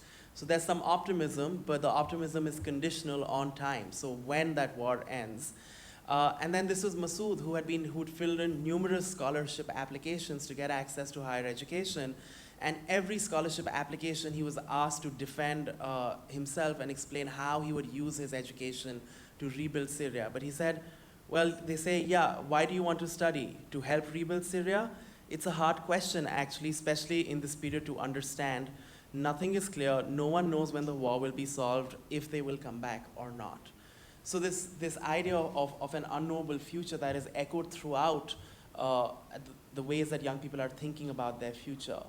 But then one of the things I asked my participants was to say, all right, if this conversation were an opportunity for you to send a message to young Syrians, what would that message be? What would you want to say to other young Syrians who are in a similar position now that you have been able to sort of pursue some form of university education, or that you're sort of the lucky or fortunate ones in some ways because you have some access to education? And a lot of my participants pushed back on that, which I really appreciated, that there was enough for them to be able to push back on. They said, well, young people in Syria it's not one group, right? There are many different groups there. And so which group of young people are we referencing? And so they try to break it down by geography, where they said, let's talk about young people who are in Europe, or let's talk about young people who are sort of away from the Middle East. Let's think about young people who are inside Syria, and then let's think about young Syrians who are currently in Lebanon. So the three sort of sections that will follow now are participants' reflections on other young Syrians like them in each of these three different geographies. And so it really challenges this idea of when we think of young people, of displaced youth as a monolith, or as being homogenous, or that everybody has the same experience.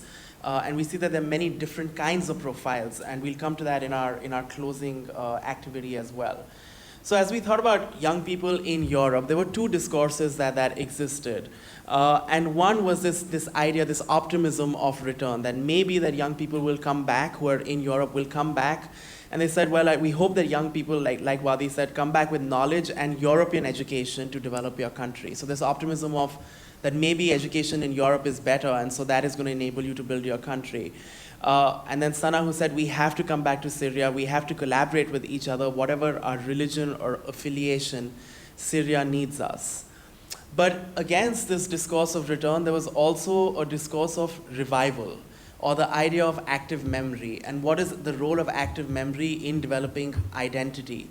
So, for example, Sabah, who was hesitant that a lot of young Syrians who were in fact in Europe were forgetting their roots and were forgetting who they were. So she said, don't melt there, don't forget you have a country, don't forget you have to do something.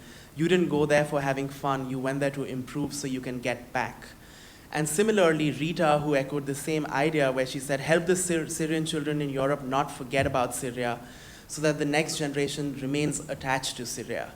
And so we see this real tension as we think about education in Europe for refugees and newly arrived immigrants, where there is this discourse around assimilation, of fitting into one box. But here we see young people who are pushing away against that and who actually want something different and who want a stronger connection to their roots.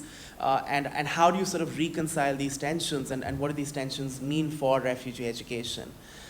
But there was another sort of discourse which was this idea of transnationalism that Sarah referenced today morning, or the idea that there can be embeddedness, even if you're physically away, that mentally you're still connected to a land or to a culture. And so Tarek, who spoke about this idea, who said, if I am living in Germany and I don't go back to Syria, when I teach my child, I will teach him we are not from Germany.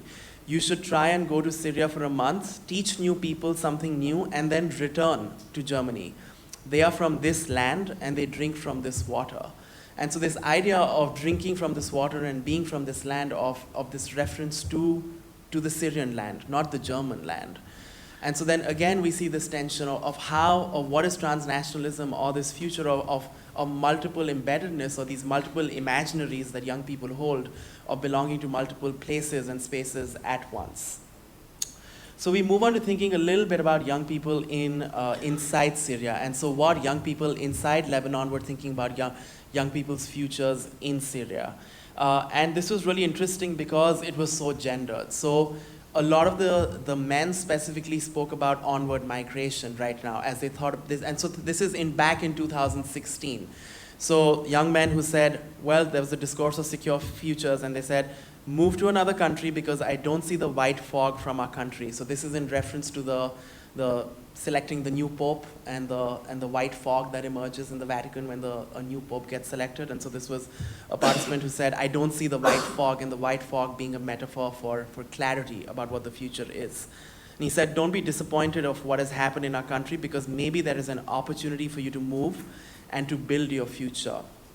But on the other hand, with a lot of the female participants, there was this fundamental discourse of waithood, a recognition that young women can't just get up and leave by themselves. And so there's this discourse of finding strength, or of being strong, where they said they have to be strong, very strong. I can't say anything because some people can't go out from Syria. It's not an easy situation.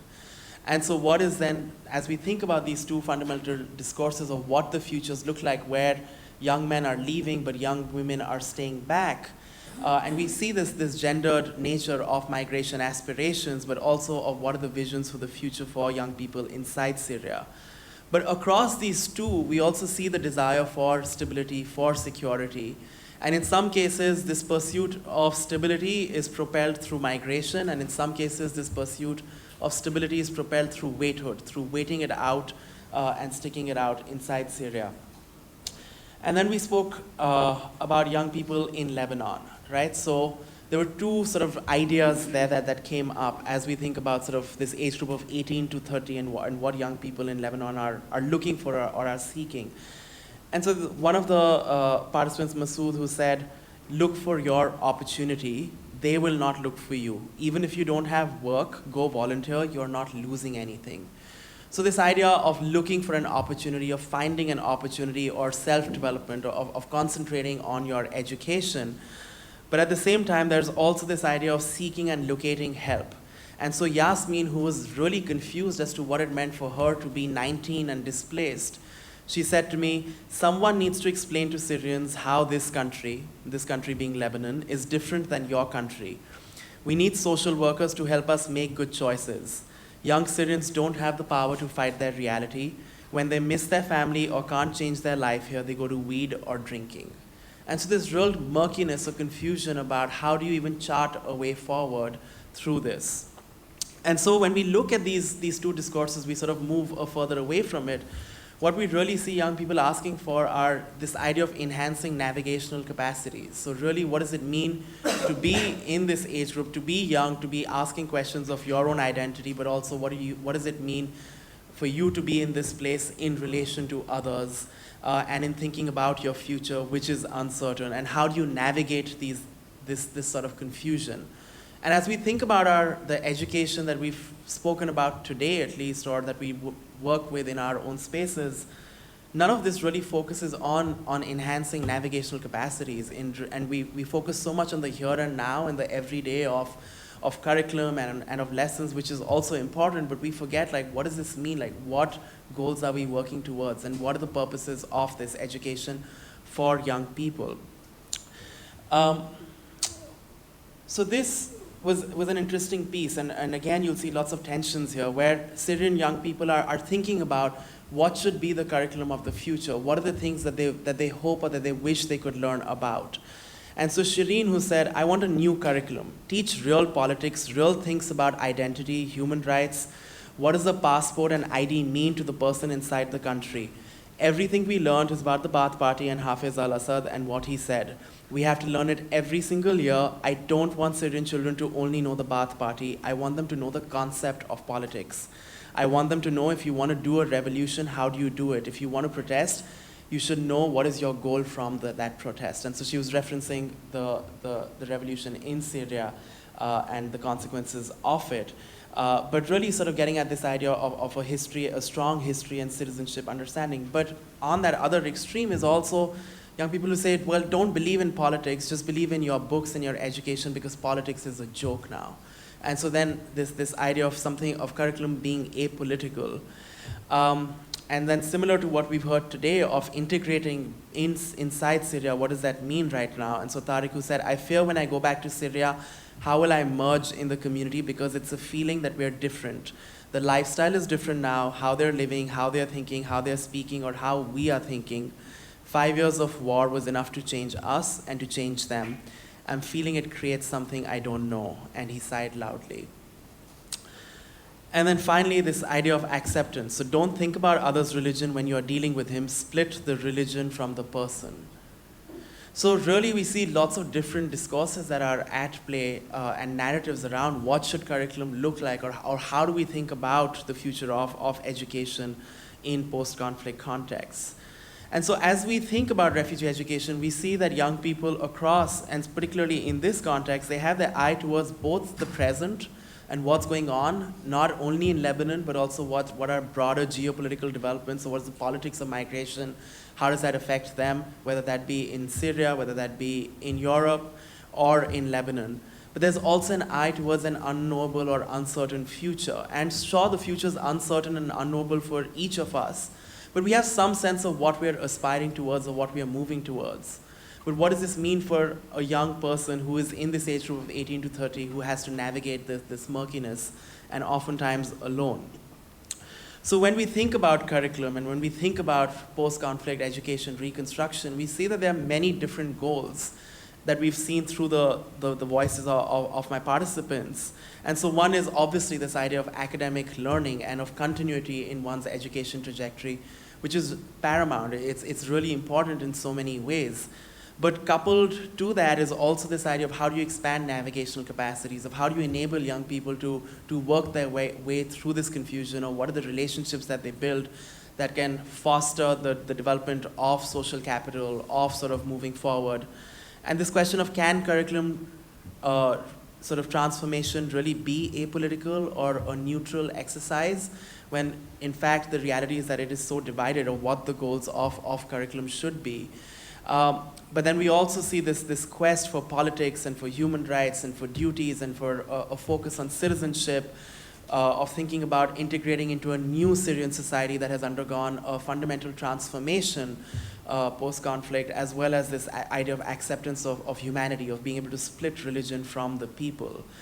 And so as we think about this, one question that I hope that we can come back to is, there's this real tension of what is practical and what is possible in the here and now. And as we think about what is pragmatic in this sense. So if we think about young people in Lebanon right now and what are the skills and what's the kind of education that they're looking for, but then as well as what are the skills that they need for the future if they were to go back or even if they were to move anywhere else. And so what are these skills that cut across different kinds of contexts, but that are supremely important to being a good member or to this idea of good citizenship within societies.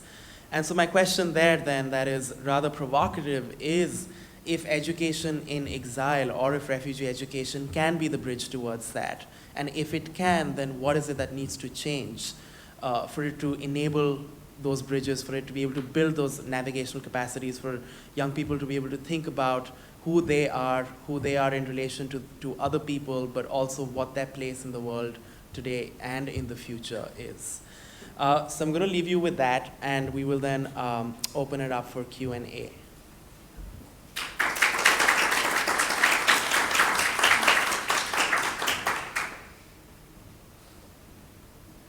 Okay, so we'll take about maybe 10, 15 minutes of Q&A, and then we'll move into our sort of just final wrap-up, which is a little discussion-based activity that I hope we can all engage in. I don't know how to... Yeah, okay. So there's a question there. Yeah.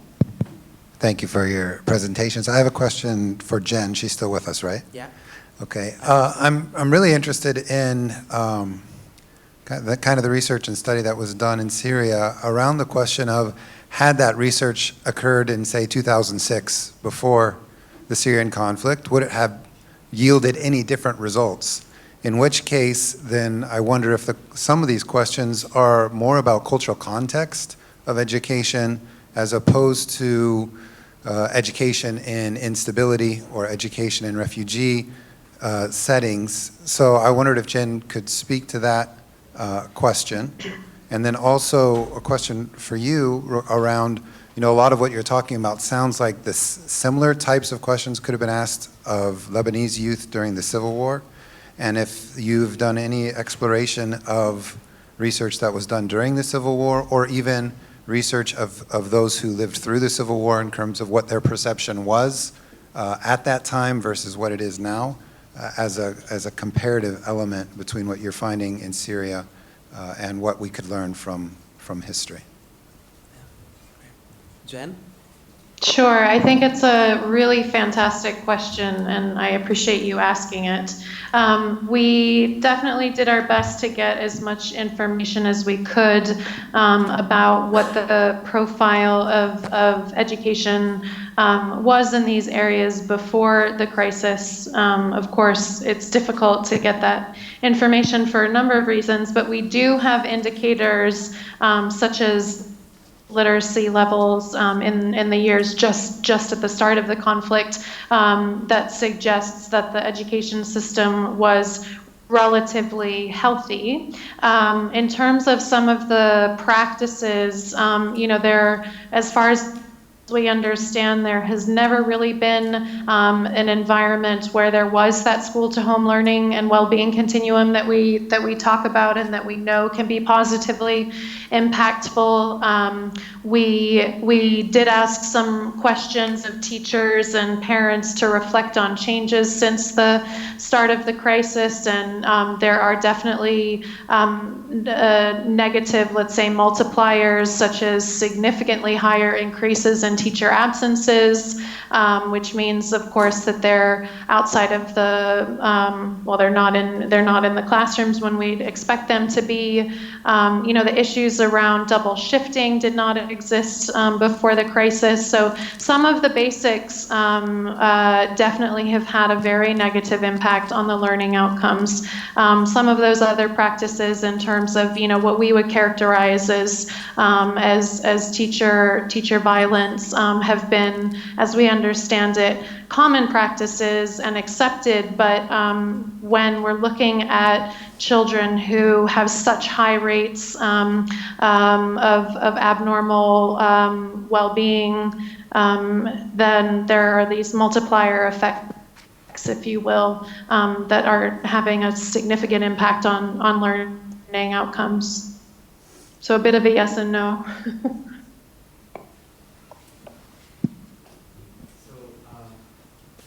To your question that you had about Lebanese youth who lived through the Civil War, I have personally not done that, but I can point you to individuals who've done a lot of work around history education in Lebanon. So Basel Akkar, who's at NDU, has done a lot of work. Maha has done a lot of work around sort of oral histories, and I believe there's going to be another an event in December that's going to look at some of these issues. But our most recent project, which is looking at 9th grade Syrian students in social studies education, is really taking a stab at some of this. So what is it that Syrians who are sort of 14-year-olds learning in their social studies curricula, and how they conceive of these ideas of citizenship, of the future. And given that the fact that the curriculum itself has not been updated for so long, and that it is so outdated, in fact, is that it becomes hard to do some of this through formal education spaces. So then the question that comes up is, what are the other non-formal education spaces, or what is happening at home? So I like to think of this as, what is the dinner table sort of conversation, or what do families talk about at home over dinner or over food, and how do these sort of narratives come into play to socialize kids and young people into who is the other, and how do we then think about moving forward towards forging some sort of a unified sense of identity, if that is what indeed we aspire towards?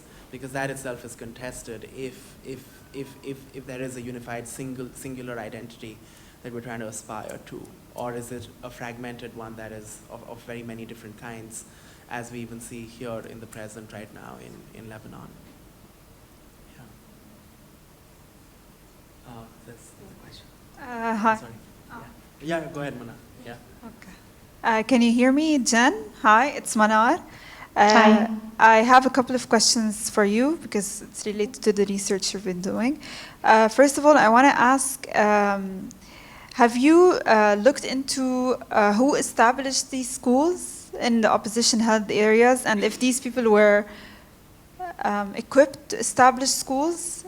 Because I know you talked about the content, maybe the quality of learning and the teachers' responses. I don't know if you looked at that.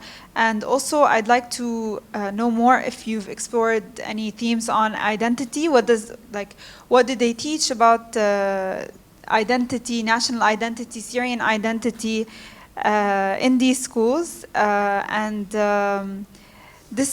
question comes from a documentary we had a screening of last couple of days at the Institute, where the filmmaker Jumana Saade, in her short movie No Kids Land, she was exploring or trying to understand how Syrian orphans who are living in orphanages by Muslims and then also by Christians, how they experience identity and even in classrooms differently. So I'd like to know more if you have any information about that through your research. And yeah, this is it. Great, really great questions. So the first one, yes. So in the areas that we were looking at around 90 or so percent of the education service providers actually were affiliated or were with the Syrian interim government. In terms of how, quote unquote, well equipped those actors were, that wasn't a big part of our study, or it wasn't a part of the terms of reference. But I can tell you anecdotally that we don't see very high rates of formal training in education for administrators, school administrators, or education authority representatives. For the most part, the profiles of these people are very similar to the teachers, so people who are motivated, as I said, kind of emotionally or intrinsically to be a part of service provision, but not necessarily equipped. So I think it's a very fair question and a very a good one to consider. The remaining percentage, so around 10%, were some form of civil society or INGO. In terms of your second question, that was not at all a part of the terms of reference. So unfortunately, we did not ask questions about identity, and I'm sorry to say I'm not able to point you to studies that look at that topic. I'm sure somehow they're out there, but I'm just not aware of them.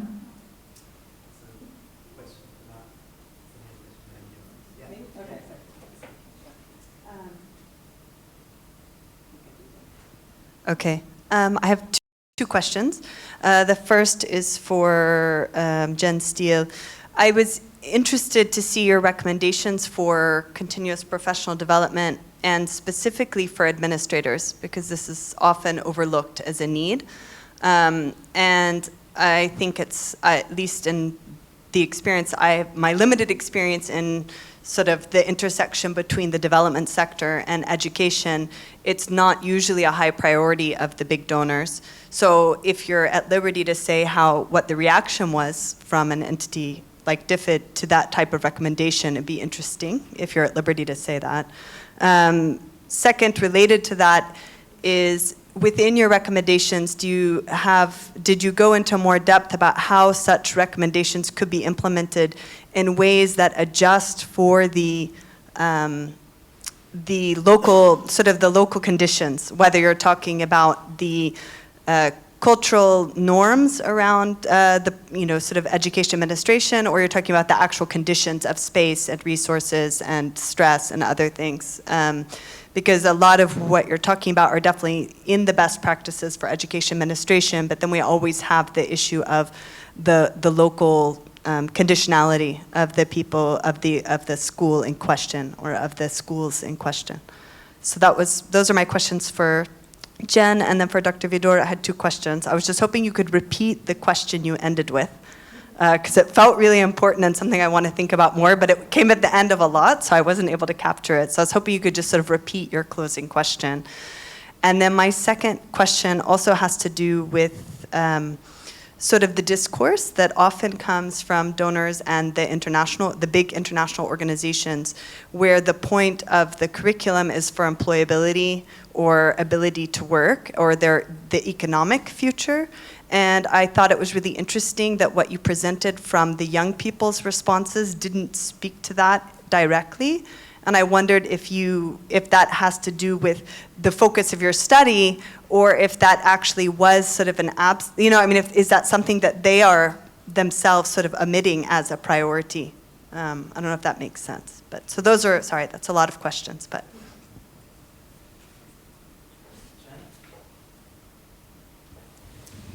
Do you want to start, Jen?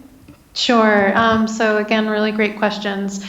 So yeah, when we started unpacking the issues that we were coming across, we thought it was really important to put forward this recommendation about school administrators. And if you reflect on being in schools and classrooms, Syria, and I can think of lots of other environments I've been in, where the school principal profile is it's a unique one, and they tend to be kind of split between their political roles and identities, if you will, in the community. There tend to be some gender issues there. For example, in our study, we found that the majority of teachers were female, but of course the majority of school administrators were male. And then the other side of it is that they do serve in that school leadership role, and so they do need to have technical skills. And so we really felt quite strongly about proposing this as an investment area, and trying to figure out, in this environment, where is that political capital, if you will, and where is that opportunity to try and make some of these connections that don't seem to be happening. I've done variations of this presentation in front of all of the major current and let's say interested donors for Syria, and I feel comfortable saying that there's a lot of openness to this, and a lot of openness to trying to do programming differently than we've been doing it, at least in Syria. So I would say I'd be hopeful and interested to see what decisions are made there. In terms of your second question, it's a really fair one. I used to program in Syria during the early start of the conflict, and in particular in these areas that we were studying. And so the networks that we were involved with in terms of gathering this information and testing our findings and recommendations and doing early validation, I would say are relatively reliable, let's say, sources. And so we didn't propose anything that we didn't know, either had worked at a certain scale in these areas of Syria before, or in other similar contexts, such as, the use of SMS messaging as a way to strengthen connections between school and home. It's not to say that they're perfect, but we try to be very, very thoughtful in not putting recommendations out there that weren't somehow contextually considered or fundable, or known to have worked in the context or similar. Yeah, so I'm going to start with your second question first, because I think it ties back into the question that I left with. So about the economic future and the fact that the focus remains on employability, I think that did not come up as much. There was some reflection on young, and so remember, these are young people who are thinking about other young people, right? So they're not just thinking about themselves, but they're thinking about what does it mean to be another young person inside Syria or inside Lebanon or elsewhere, and what would they say to them if they were able to have that face-to-face conversation with them. One of the things that they did sort of point out to was how redundant some of the workshops that they went to. And so I had a young participant who said, I've been to like 5 different workshops that have taught me how to make a CV, but that does not work, because at the end, like, I can't find a job in Lebanon, or I'm working in sort of the non-formal labor sector, where a lot of this, what principles of sort of management or making a CV, etc., don't really count as much in the here and now, right? But maybe that is an important skill to think about for the future, in terms of career readiness, in terms of sort of of an economic future as such. And so then that is what I'm sort of trying to get at, as like, what is it that we need in the here and now, in terms of this pragmatic realism of what are young people asking for right now for themselves in their context of exile, but simultaneously, what are the things that they desire and seek for that can propel them forward towards their visions of the future? And so is there a way for us to reconceptualize or to rethink what is it that we teach or educate towards, and not of just focusing in the here and now, but also focusing on what is it that's needed for the future? And is there a way to sort of reconcile some of those? And then thinking about what are these kinds of skills that might cut across different kinds of contexts, but that are really important to be a good member of, or a good citizen, if we were to think of it, of society. So what is this idea of membership in society, and what does it mean to be a member of an inclusive society that is not only aware of one's own sort of rights and duties and obligations, but is also able to sort of open up doors for others simultaneously. So this sort of what does it mean to be a member of society when you're in exile and when there's some certainty of your future. Yeah. Maha? Now read the microphone. And then there's also the Oh, sorry. Yeah.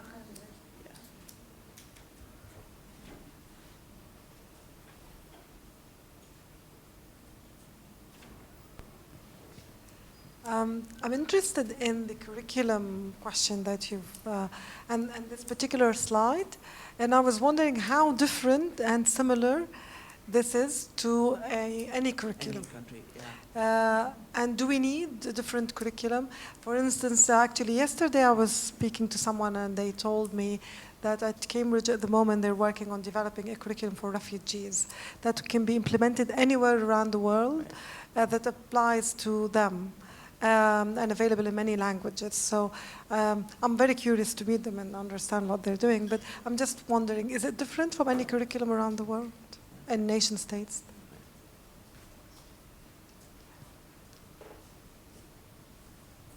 Okay. So I think one of the things that we stumble up against with refugee education is that how niche is refugee education as a subfield, right? And how much of what goes on in refugee education can speak to broader issues within education that nation states struggle with or think about in terms of curriculum reform. And I'd say, yes, some of it is definitely not different. I think some of it is what we aspire towards for kids everywhere to learn. I think there are some things that are a little unique for refugee population specifically as we think about this idea of navigational capacities. And as we know that, for example, opportunities to build social capital or to build sort of meaningful relationships which can enable access to information, resources that are really important and powerful, especially in times of displacement, are often constricted and lacking, both for refugees but also marginalized nationals. And I think oftentimes in education we don't think about what is this idea of enhancing navigational capacities and how do we help young people see themselves in a broader light, not only as sort of defined by a status label. And it's interesting because actually and that's another study where a lot of the participants actually rejected this label of being refugees. And they said we're not really refugees because we don't see ourselves as entirely helpless and that we can do something. And despite the fact that organizations still sort of ascribe that larger status to them of being a refugee. But I think the navigational piece is absolutely critical just because there is so much of variation, even if we think of in Lebanon of who gets access to information about scholarships, about education opportunities, about how to even think about your future, about career counseling, for example. Lots of variation across the board, and if we correlate that with even like socioeconomic status, we'll see a large correlation there. But we don't ask ourselves these questions for refugees, and I often wonder why. Like why, just because we ascribe the status that this child is a refugee, that they don't deserve to learn about these ideas or these things, and then we only focus on, all right, grade 2, grade 3, grade 4, and that's it. So some of it is thinking about what are the pieces, like you're saying, that cut across contexts, but then what are the pieces that are particularly unique to situations of displacement, even if not particularly unique to Lebanon per se. Yeah.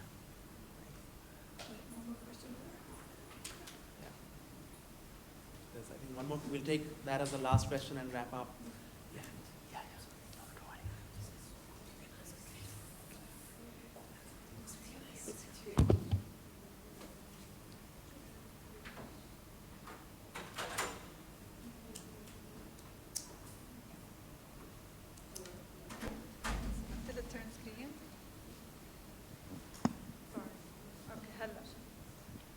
Is it on? Yes.